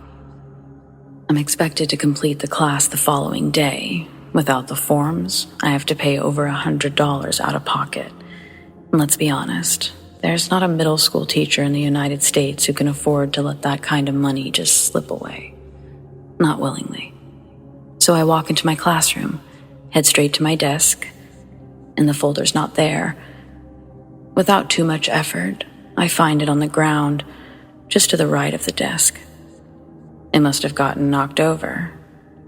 As I lean down to pick it up, I hear a door in the distance shut. I never heard it open, but I absolutely heard it shut. Grabbing the folder, I fast walk into the hallway, thinking that maybe I'll see another staff member. I see nothing. I head back inside to make sure I haven't forgotten anything. Last minute, I decide to check on my plants. I know they're fine, but it's good to talk to them. But when I do, I notice that they're not fine at all. I have no idea how, but they're all practically on the verge of death. I'd be lying if I said I wasn't a bit emotional in that moment. First, I've had these plants for years, but secondly, it all feels like some sort of bad sign. From alive to dead, less than 24 hours in a new space, this was unreal. With a slight change of plans, I decided that I should take the plants home, try to revive them. As I take down the smaller plant that I had hanging, I hear and then see one of the palm's dead leaves start to move. What I felt was a bit creepier, though. With the movement of the plant's leaves, I feel a rush of air near my legs. The only way to describe it is it felt like someone had run past me. I hear nothing immediately, but in the distance, I hear smaller, quieter footsteps. I keep removing the plants and I place them in the large box I use to transport them. I start my walk down the long hallway towards the stairs. As I do, I peek through each classroom, searching for my mystery person. But the school, it's empty. Just to be sure, I go to the main custodial area. On one occasion, I've seen the janitor there, but when I arrive, it's clear that they haven't made it in yet. Outside of the sun filtering through the various windows, the school is still dark. Realizing that I'm alone, but that I've been hearing things, feeling things, I quicken my pace and I make my way down the stairs. As I do, several pairs of footsteps build behind me. I don't turn around, but I do run. Right as I hit the last step, I feel coldness touch my legs. I feel a rush of wind past, not by me, but through me. As it passes, I lose the grip on the box that I'm holding, and by no control of my own, I drop it, and the box lands on the floor, spilling the contents all over the bottom of the stairs. I sat in the parking lot for almost an hour, just waiting for the janitor to show up. They never did show up, and I never did go back inside that day. The following day, I went back, this time around noon, hoping that others might be there and hoping to run into the janitor. When I went inside, everything near the bottom of the stairs had been cleaned up. I figured that the janitors must have shown up and taken care of the mess. I couldn't really bring myself to go back to my classroom that day.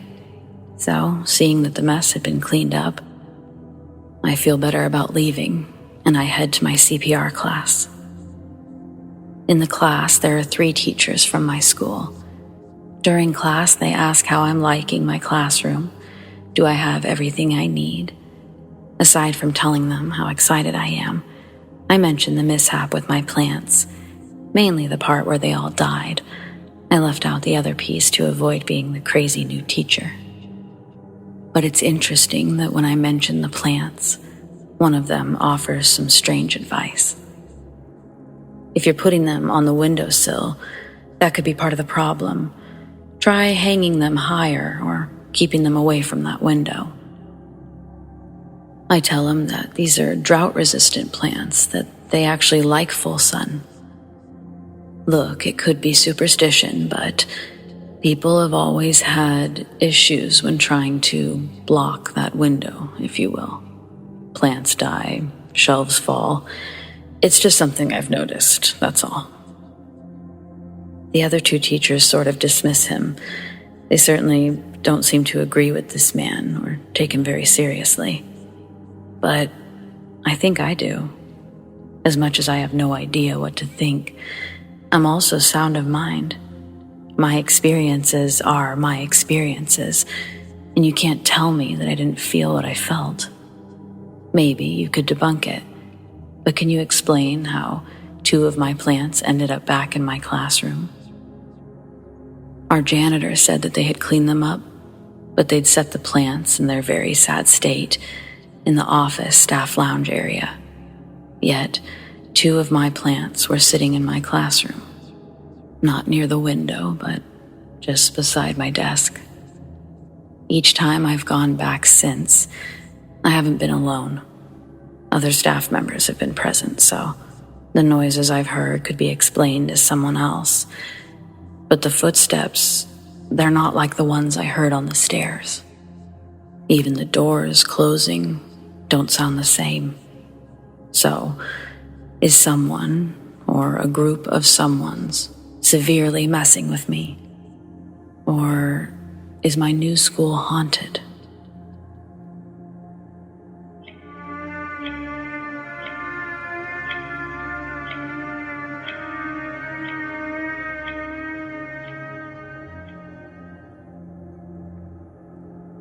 Usually twice a month, I deliver 5-gallon water jugs to my daughter's elementary school. Not because I'm some sort of hero or something. I work for the water company that the school district contracts through. This will be my daughter's 2nd year attending this school. It's a newer one, renovated the year before we moved. An easy way to explain the school's layout is describing it as a capital I. The front block is the office and library. Then one long hallway that has 2 classrooms on each side, with a big frosted glass window in between. At the end of that hallway is the last block. Going left or right, it leads you to the classrooms. Going straight leads you to the staff lounge. My routine has been to drop one off in the front office and one off in the staff lounge. During the school year, I usually pop into my daughter's classroom and say hello before I leave. But during summer break, I've been dropping the jugs off with the weekend janitor. My daughter's first year was a weird one. The natural stress of transitioning to a new school was expected, but my daughter had a great teacher and quickly found a good group of friends. One day in November, my daughter comes home looking rather sad. I ask her how her day was, and she tells me she doesn't want to talk about it. My daughter's a very outspoken girl and a great communicator for her age, so her not wanting to talk about the things happening in her day, it was strange. After multiple questions regarding why she looked so sad, my persistence was rewarded with the slurry of tears that she'd obviously held back all day. She told me that her hall pass had been stolen while she was using the bathroom in one of the stalls. She tells me there's a hook on the outside of the stall door for them to hang up the hall passes while using the bathroom. Each classroom has 2 different hall passes. She explains the girls' hall pass is a rope tied to a cowbell. The boys is a novelty giant eraser, and they both have a G on them for Miss G's class. My daughter tells me that while she was in the stall, looking down, she could see the bottom of a girl's yellow dress on the other side of the door. Then she heard the cowbell shake and the feet outside of her stall run away. She told this to her teacher, but her teacher didn't believe her because nobody in her class had a yellow dress on. To prove a point, she and Miss G went to the other 2 classrooms in the unit to find the girl, but nobody had a yellow dress. Then, when Miss G went to check the girl's bathroom, she found the hall pass.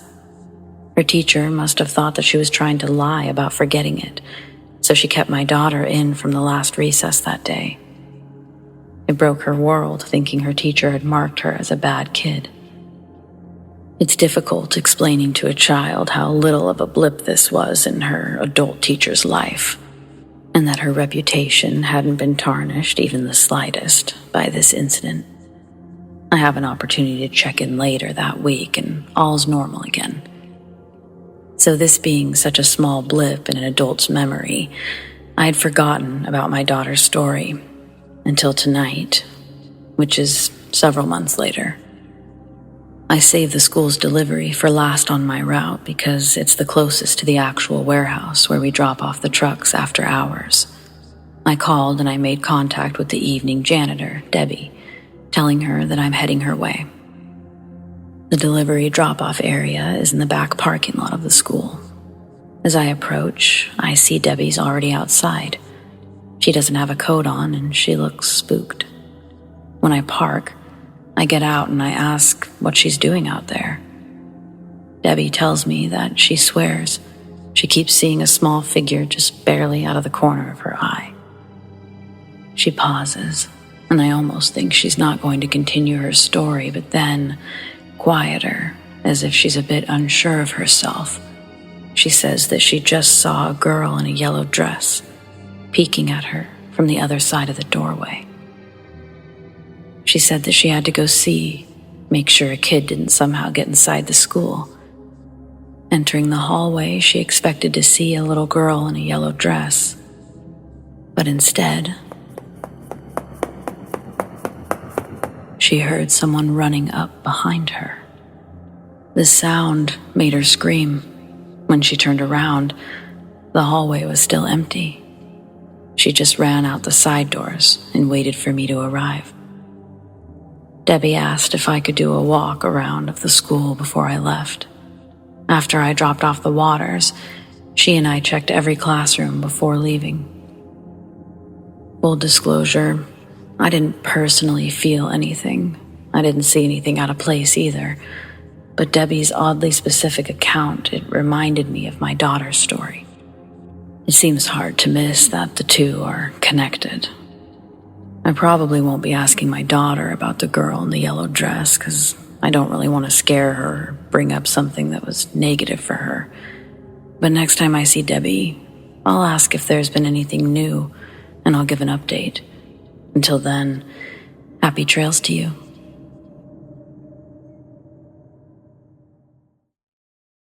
I've always attributed my bad luck to having multiple encounters or run-ins with the paranormal.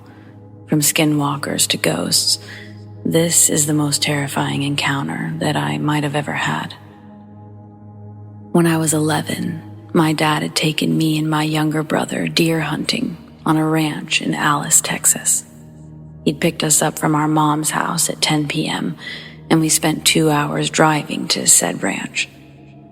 When we got there, my grandpa and older brother were waiting for us, unlocking the gate to the entrance of the ranch. After a few minutes of cussing and rattling with keys, the gate opened. We drove about 10 minutes to get to camp on a long and gloomy dirt road. When we got there, My dad unpacked his and my bags, and I helped unpack my little brother, who was 7 at the time. My dad woke us up around 5 in the morning to get ready for hunting, and I drew the short end of the straw and had to take my little brother. I'm not that much of a complainer type, but when it came to my little brother, back then, he was quite clumsy and noisy. Anyways, he walked us to one of the 5 or 4 deer blinds around the property and gave us a quick briefing about gun safety.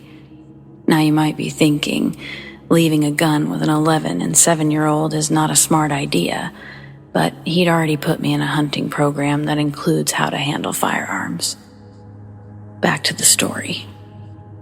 Once he gave us a briefing, and my little brother had climbed up into the blind, my dad handed me my rifle. Nothing too fancy, just a .22. Something suited for a child to use. Not too much kick, but nonetheless still a firearm that should be used properly. We must have sat there for about 3 hours, and the feeders have a timed release of corn. About 30 minutes goes by, and there's some movement in the brush ahead. Out of the brush emerged a 10-point buck and 2 does. My little brother had started to reach for my rifle, which I had propped up against the wall. I carefully swatted his hand away. He looked up at me with this face that I can only describe as a mix between annoyance and anger. He slumped down in his chair, tears in his eyes, and his lip quivering. I told him I was sorry for hitting him. At the time, I was conflicted with seeing my little brother like this. It just really didn't sit well with me, so I grabbed my rifle and I told him if I had a shot, I'd see what I could do. He just looked and nodded at me as I aimed through the scope and had the buck in my crosshairs. The doe's head snapped up from eating the corn off the ground, and so did the buck's. I assumed they must have heard me or my little brother, but I didn't remember him crying loudly or my rifle thudding against the wooden slot. No, it was something else. It wasn't because of me or my brother. I've seen this before in documentaries, their wide-eyed stare and their fixated eyes at the brush. It was like a switch, you know? The forest or brush booming with insects and birds chirping suddenly stopped. Only the wind and occasional breathing from me and the deer. They say when a whole forest goes quiet, a big predator is about.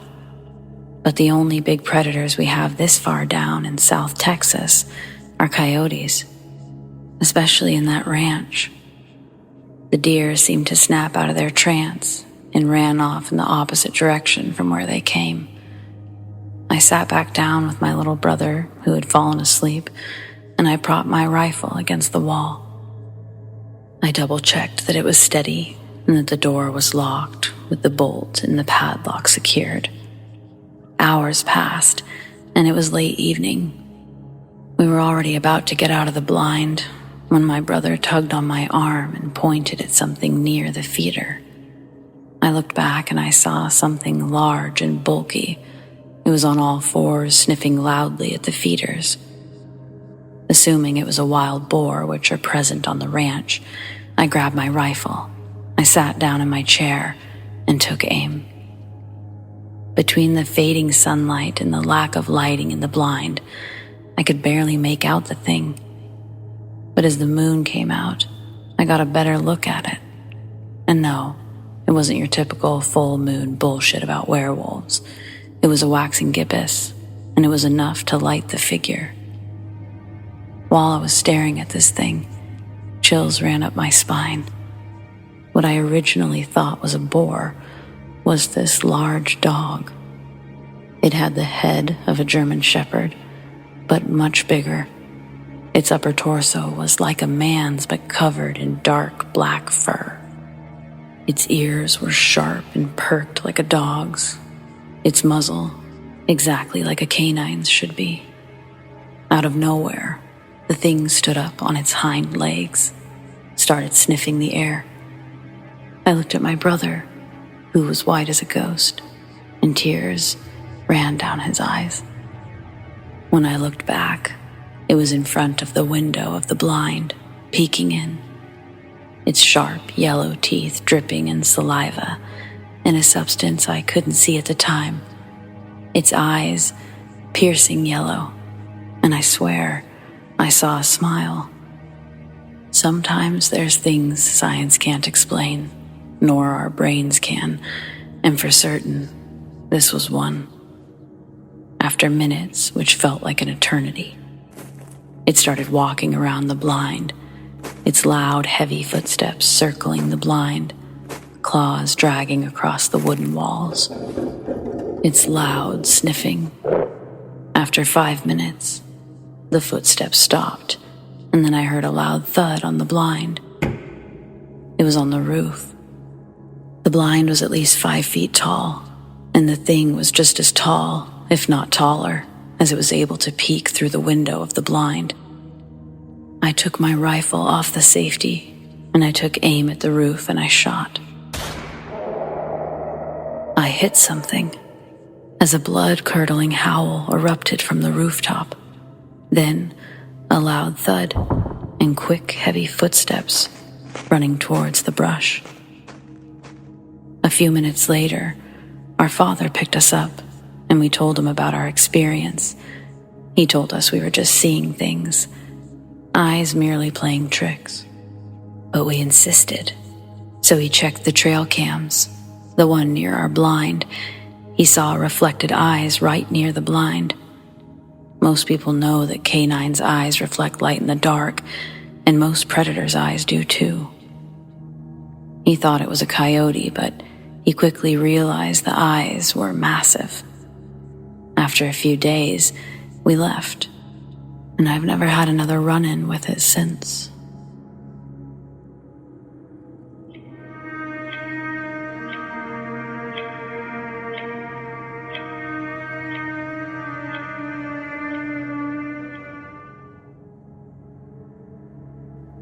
This incident happened in late summer 2018. It was in the mountains of North Georgia. I'm a surveyor with 20 years experience in Georgia, Tennessee, Alabama, and North and South Carolina. So I'm extremely comfortable in the woods as I spend so much time outdoors, most of the time being very far back in the forest. And a great deal of it is on national forestry land, where you don't see anyone for days at a time. On the day it happened, I was surveying a piece of property on a small corpse of engineers lake bordering a large tract of national forest land. I was opening a robotic survey total station, transit, which means you don't need a partner to run a survey crew, and instead of having 2 or 3 people on a crew, you generally work alone. The property was fairly large, approximately 500 acres made up of mostly steep mountains and hollows covered in dense mountain laurel. I had just finished up cutting a traverse line along the property line, running to the top of the ridge, roughly 350-400 feet away, with my machete. Traverse lines are typically about 5 feet wide and cut as close to the ground as possible to ensure a line of sight for the instrument. I just walked back down the slope to get ready to traverse to the top of the ridge when I noticed someone or something hairy, wearing what I originally thought was a hat, slowly walk across the opening that I'd just made a few minutes earlier, and it stopped to look at me. It had a large hand reaching up to grab a tree limb that it was next to.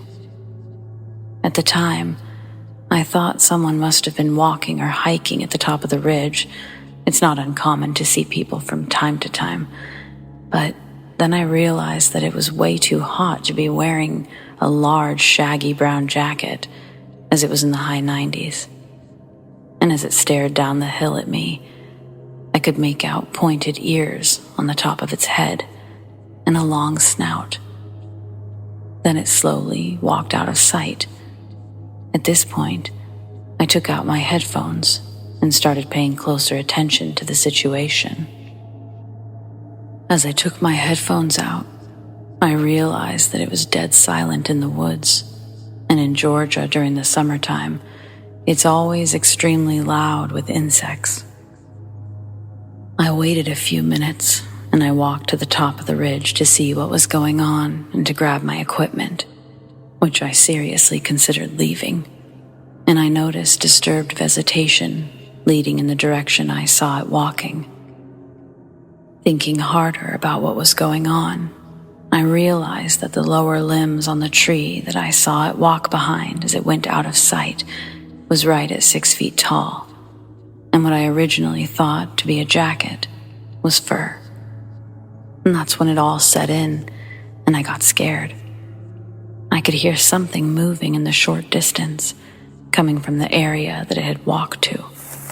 So I decided to start making the 50-minute walk back to the truck. I could hear movement up on the ridge, parallel and above me during my walk back, but I didn't think it was moving in reaction to me necessarily, although I wasn't willing to wait around and find out. I made it to the truck, and since then, I've only told 2 people about my experience, and that was pretty much it as far as the encounter goes. I know it wasn't a bear, as I've been around them my whole life, and I see them all the time. I've definitely been deep in the woods on several occasions, and I've experienced all sounds and signs of life just disappear at the drop of a hat. It takes on new significance now. I carry a pistol every day, and on some occasions a short rifle if the job calls for it due to bears, wild dogs, finding illegal pot-growing operations. But I can definitely say that it brought me zero comfort on that day. I was scared to my very core, and I've got a new sense of respect for the woods now. I would advise that if you work in the woods alone, please pay attention to your surroundings. I think a lot about what might have happened if I hadn't looked up when I did, or if I'd been a little bit slower walking back down the hill. I was probably very close to it, with my back turned before walking downhill with my headphones in, listening to Joe Rogan. If it wanted me, I wouldn't be here today. I firmly believe I was within mere yards of it on the ridge, with no idea I was being shadowed by a monster. People go missing all the time in the woods, and they're never seen again.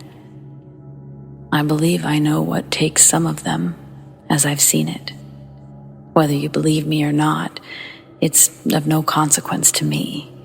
But it took me a long time to feel comfortable telling anyone about my experience. If it helps one person pay attention in the woods, I'm happy to be called crazy over it. Stay safe and please watch your kids in the woods above anyone else. God bless.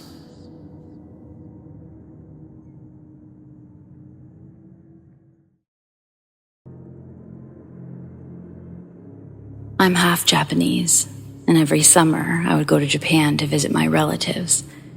There are some occurrences which haven't left my mind today, so I wanted to write them down a little bit. Excuse my writing skills. I don't have any experience in this, and mostly the reason why I write this is for myself. As probably most Japanese people I know, my family believes in spirits, ghosts, and superstitions. My great-grandfather died when I was about 2 years old or so, and my grandparents, they had a shrine called Butsudan in honor of him in their house. It was set up in the old room of one of my uncles at the 2nd floor. There was this ritual I had to do ever since I was 8 or 9 years old while I stayed there. In the morning, fill up a little bowl of rice, bring it up to the shrine, hit the sound bowl that was always set up there 2 times. At 6 p.m., I had to take the bowl of rice back to the kitchen on the 1st floor. This sounds simple and kind of boring, but I hated it, and I was somehow scared to go upstairs alone. One reason was my memories from when I was younger. I didn't know why, but my grandparents let me and my older sister play in this room often. The room was tiny, just the shrine and an old desk. There was also 2 built-in storages, which are common in Japan. However, as I didn't like being in that room, I often just slept in one of those storages where the blankets were stored.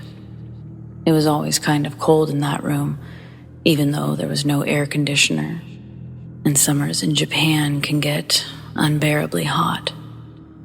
One day, as I was napping in the storage, I heard someone talking to me. I thought it was my sister, but she seemed to have left the room, so maybe someone outside. I didn't care much and ignored it. Then another time, I felt breath on my neck, and I woke up. Again, no one to see. I was pretty fearless and carefree as a child. I never thought much about it for too long. I don't know why, but pretty suddenly, I began to fear this room. I realized that things happened that I couldn't explain. I kept going with it, not knowing that things would get worse. The curtains sometimes moved without reason, or I'd hear footsteps coming from inside the room while I was in the hall. The second reason was the missing rice. Every evening when I went to get the bowl, there was some rice missing. First, I thought my sister or another family member was pranking me, but that wasn't the case. Even when we went on a family trip all day and I made sure that no one went up there before me, there was some rice missing. A rat or something, that wasn't possible. Why would such an animal just take a bite and leave it every day? My mother told me that the spirit of my great-grandfather was eating it. This didn't make anything better for me. There were these little things that made me more and more uncomfortable in this house. Every summer, I had a fear of going to my grandparents'. One event made me almost faint on the toilet. I never have to wake up to pee in the night, but maybe because of jet lag or the climate, I always woke up at 3 or 4 a.m. when I went to Japan.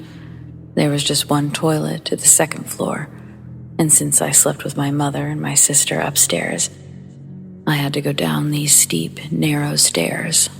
The toilet is one small room, just enough to stand or sit at the toilet. The door had a little peephole, like most front doors have. What I hated most was that the light switches were so badly placed. I didn't have any light until I got to the toilet. On that one night, I reached the toilet already feeling uncomfortable. I finished peeing. I stood up, flushed, and turned to the door. I was just the height of the peephole, so naturally, I looked at it. There was this eye staring right back at me. I couldn't scream or move in any way. Just staring back and hoping that it would move away. I stood there, frozen and trapped. I don't know how long this lasted, but suddenly, I heard steps coming closer. A knock on the door. "Are you in there? Speed up. I need to pee." It was my sister. I opened the door, almost crying, and told her about the eye. She was scared by my experience, so I waited for her while she left the door open. Since then, we always woke each other up to go pee and left the door open. One day, I sat with my uncle in the living room, and I told him about my fears of this house. He wasn't surprised. He said that there was a little bit of supernatural or spiritual power in every room. For example, in the bedroom of my grandma, which was directly connected to the living room, the door was always open, and there was this mirror which could be seen at all times.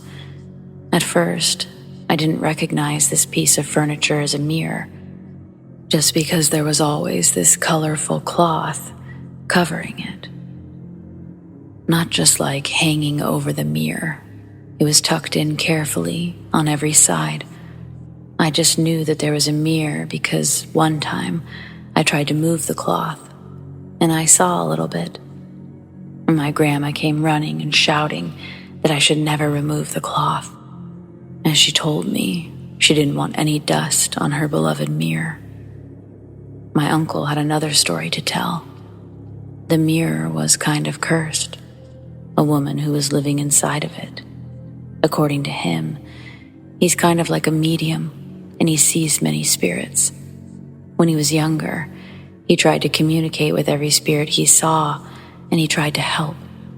So one day, he saw her in the mirror, a normal-looking, middle-aged woman, not like someone everyone would imagine in a horror movie. As he sat in front of the mirror talking to her, she told him to come closer, and he did. And suddenly, her arms came out and tried to pull him into the mirror. My grandma, who was in the living room, noticed it and pulled him out of the woman's arms. Since then, the mirror is covered. Besides these little episodes, there were these Japanese dolls who would move around. The feeling of someone right behind me while I walked up and down the stairs, and some normal creeps like the jobless neighbor who would sometimes stare at the house all day. Now, I have a job and my own money, so I stay somewhere else. I visit my grandparents every time I go to Japan, but I don't stay overnight anymore.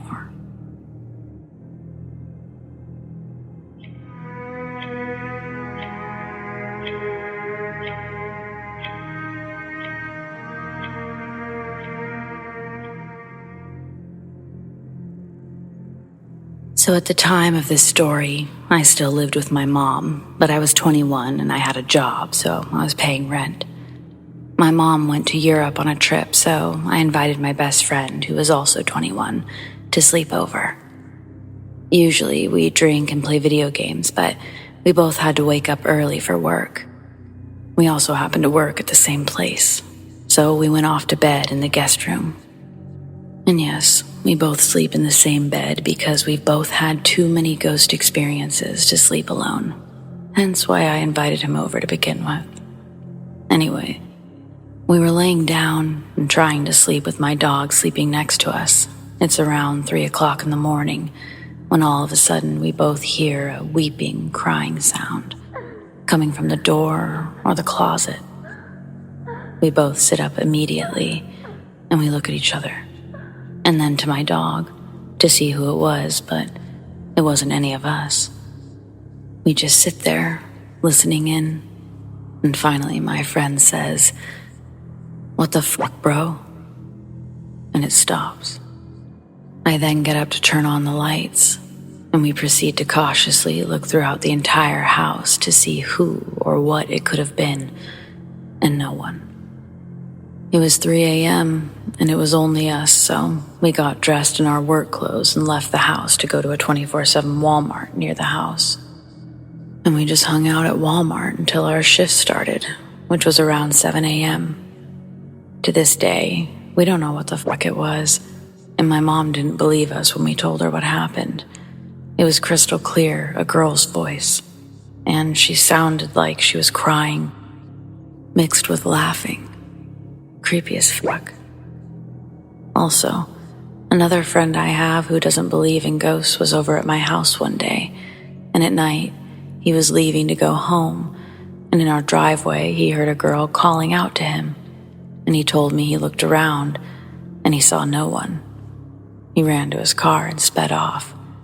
It was around 1 a.m. when he left, so I doubt any of my neighbors would be out at that time. What if it was the same girl? Well, thank God I don't live there anymore.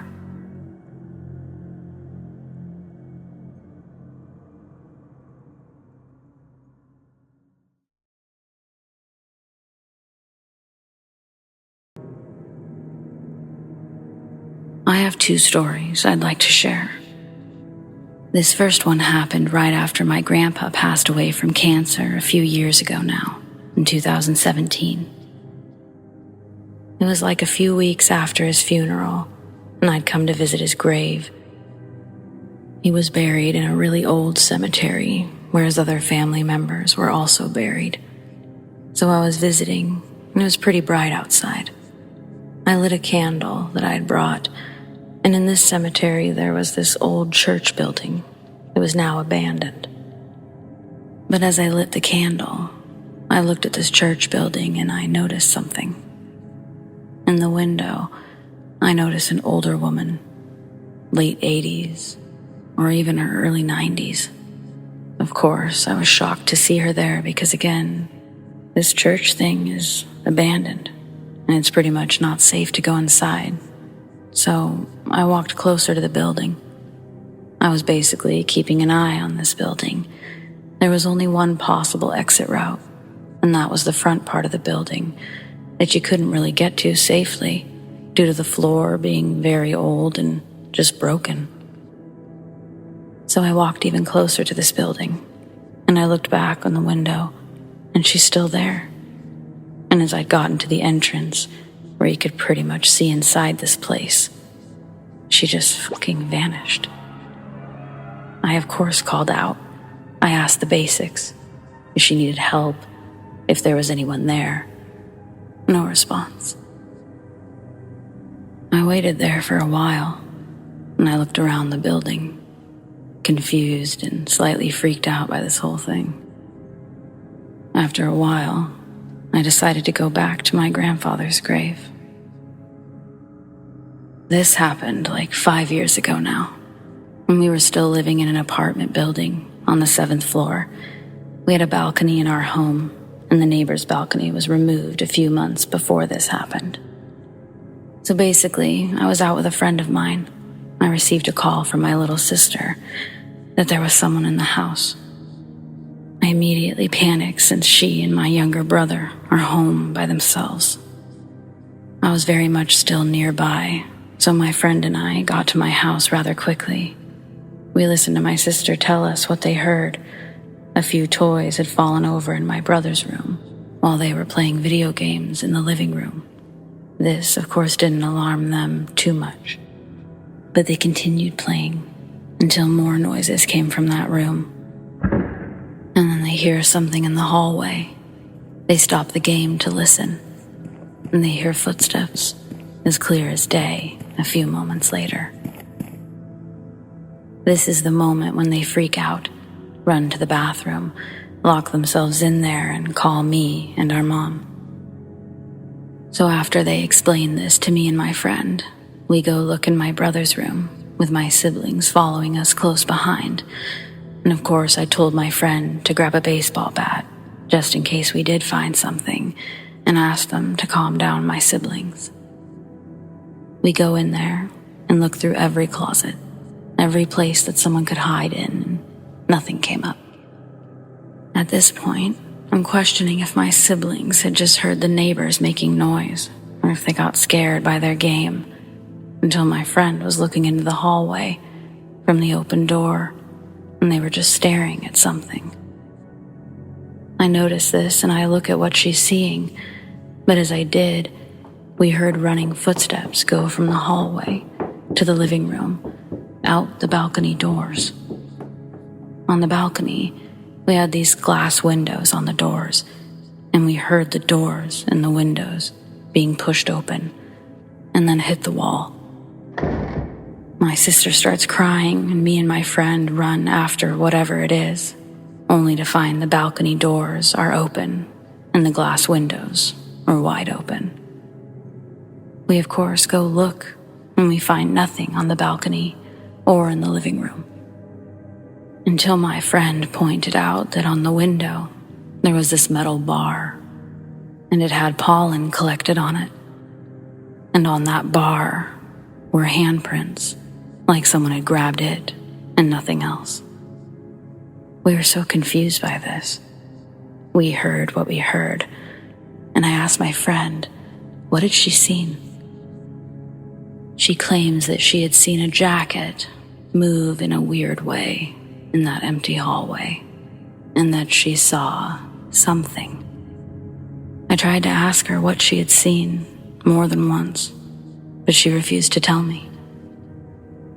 Our friendship ended soon after this incident due to other issues between us, but this incident definitely put the last nail in the coffin for us.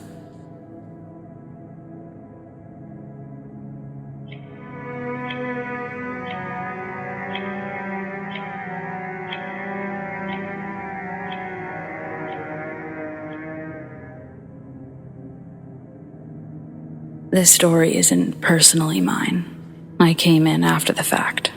I'm a custodial supervisor for about 30 employees at a college. I have this one employee who's a skeptic. She doesn't believe in ghosts or anything supernatural. She'd made this very clear on several occasions. I had her cover the library for a week when someone was on vacation. So it wasn't a building she spent a lot of time in before. But she still knew enough at the time that she was fine on her own. One morning, around 4:30 a.m., she calls and asks, "What time do the staff start to show up here?" I go on to tell her they start to show up between 7 and 8 a.m. I could then tell that she was flustered by her reply. "No, you're wrong. They're here now. Someone's in the bathroom. They're in there making noise, walking around, flushing the toilets. I hear them." I'm like, "Yeah, no one should be in there. Go in and see." "No, I'm not going in there. Get over here and tell them to get out," was her response. So I'm like, "Okay, I'll be there in 2 minutes. I'll stop by." I get there, and she's standing in front of the bathroom, and she's yelling at me to go in and tell this person to get out of the bathroom, that they shouldn't be down there. I walk in the bathroom, check every stall, come out of the bathroom, and I look her in the eye, and I tell her, "Nope, no one's in there." She then accused me of lying, said that there's no way, said that she'd been standing in front of the door the whole time, and she didn't see anyone leave. And she heard the same noises till right before I got there. I told her to relax. It wasn't a big deal. There was no one in there at all. That it was more than likely the normal library ghost. Of course, at first, this didn't get me anywhere. She still didn't really believe that no one was in there. I then went on explaining to her why I say it was a ghost. Years ago, in the 70s or 50s, I won't lie, I can't remember which now. They'd been doing some work on the elevator. Unfortunately, a little girl who was in the library with her father fell down and died at the bottom. So basically, the basement. I even showed her the plaque that was for the little girl. The bathroom that she heard everything in was in the basement, right across from the elevator, no more than 10 feet from where the little girl died. This happened a couple of years ago, and just last month, the same employee was going on about ghosts not being real, and then I reminded her about her time in the library. And then she admitted that every time she's in that building, cleaning in the morning, she makes a point to tell them not to bug her, to leave her alone, or they have to help her work. Though she still sticks to the same, they don't exist.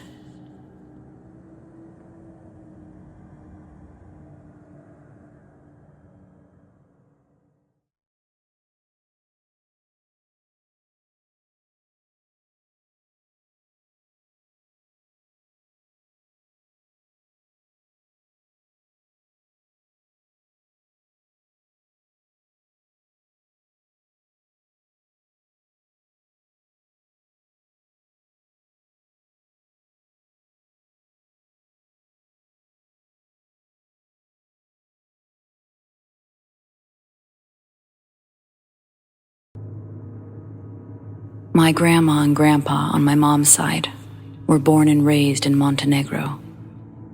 My great-grandpa's house is where they and the whole family lived. Things were done differently in my culture, so if something in this story seems odd, it's just how things were done. Witches were and are very common back home in Montenegro. Most people couldn't afford doctors, and like my family, when you live surrounded by mountains and no one owns cars, you would go to the village witch doctor. This woman, who was a known witch, married my grandpa's brother.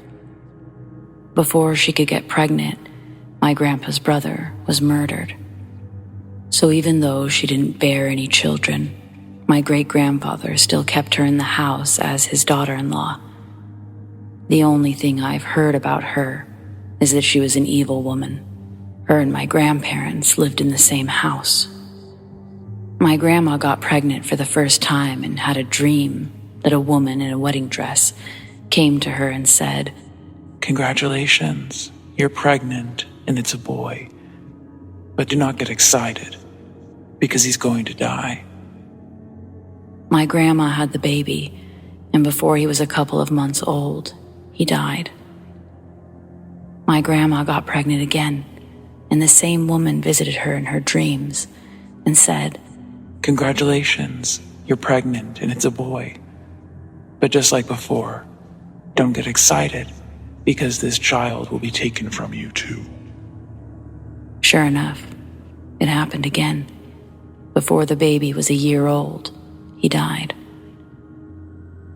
The third time my grandma got pregnant, she believed the land or something had been cursed, so she had the baby far away from home.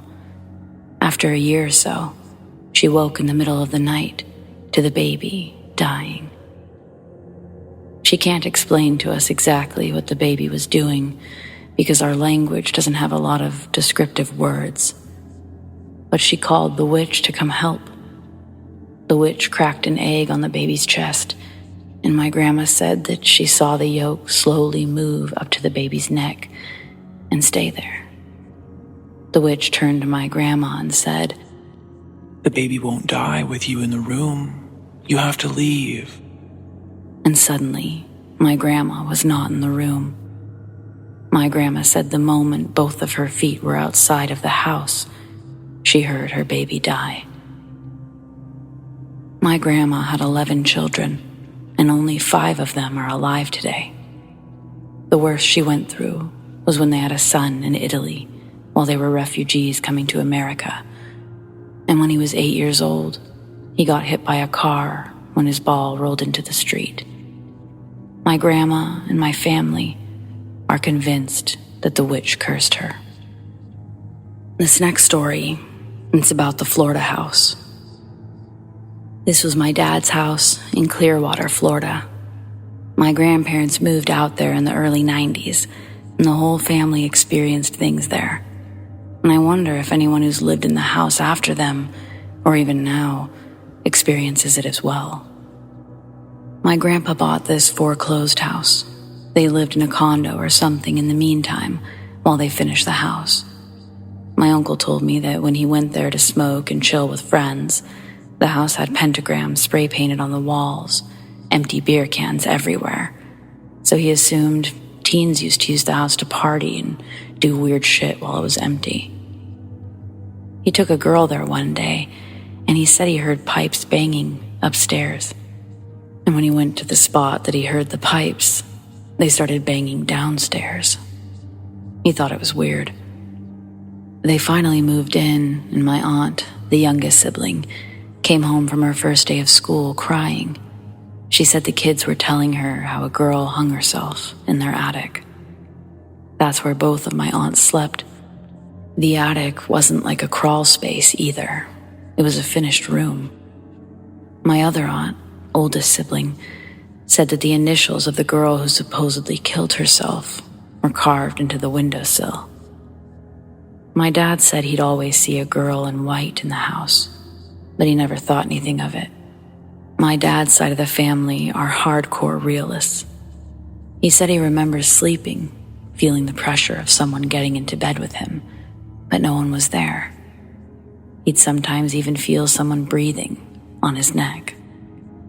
Craziest story is when the oldest aunt got engaged, and her fiancé was at the house playing cards with the family. They both told me that they, clear as day, saw a woman walking or floating in the kitchen in the attic. She had white on, and something white on her head. They were confused because my youngest aunt had gone to bed about an hour before. So my aunt ran upstairs to check if it was her sister, thinking maybe she had just showered. But my aunt was passed out, dry hair, and not wearing white. My grandpa, who is a foreign Albanian man, which is important because Albanian men have a toxic way of thinking that talking about this kind of stuff is embarrassing and that no man should mention it. So the fact that he admitted that it was true means it was definitely true. Well, he said that he would also see a girl walking around the house, and that one time he got so upset that she wasn't answering him, thinking it was his daughter, that he walked around the entire house looking for her. And one day, one of the family members, years after moving out, mentioned how they used to see a girl walking around, and everyone had one of those, "Oh my God, I saw it too," moments.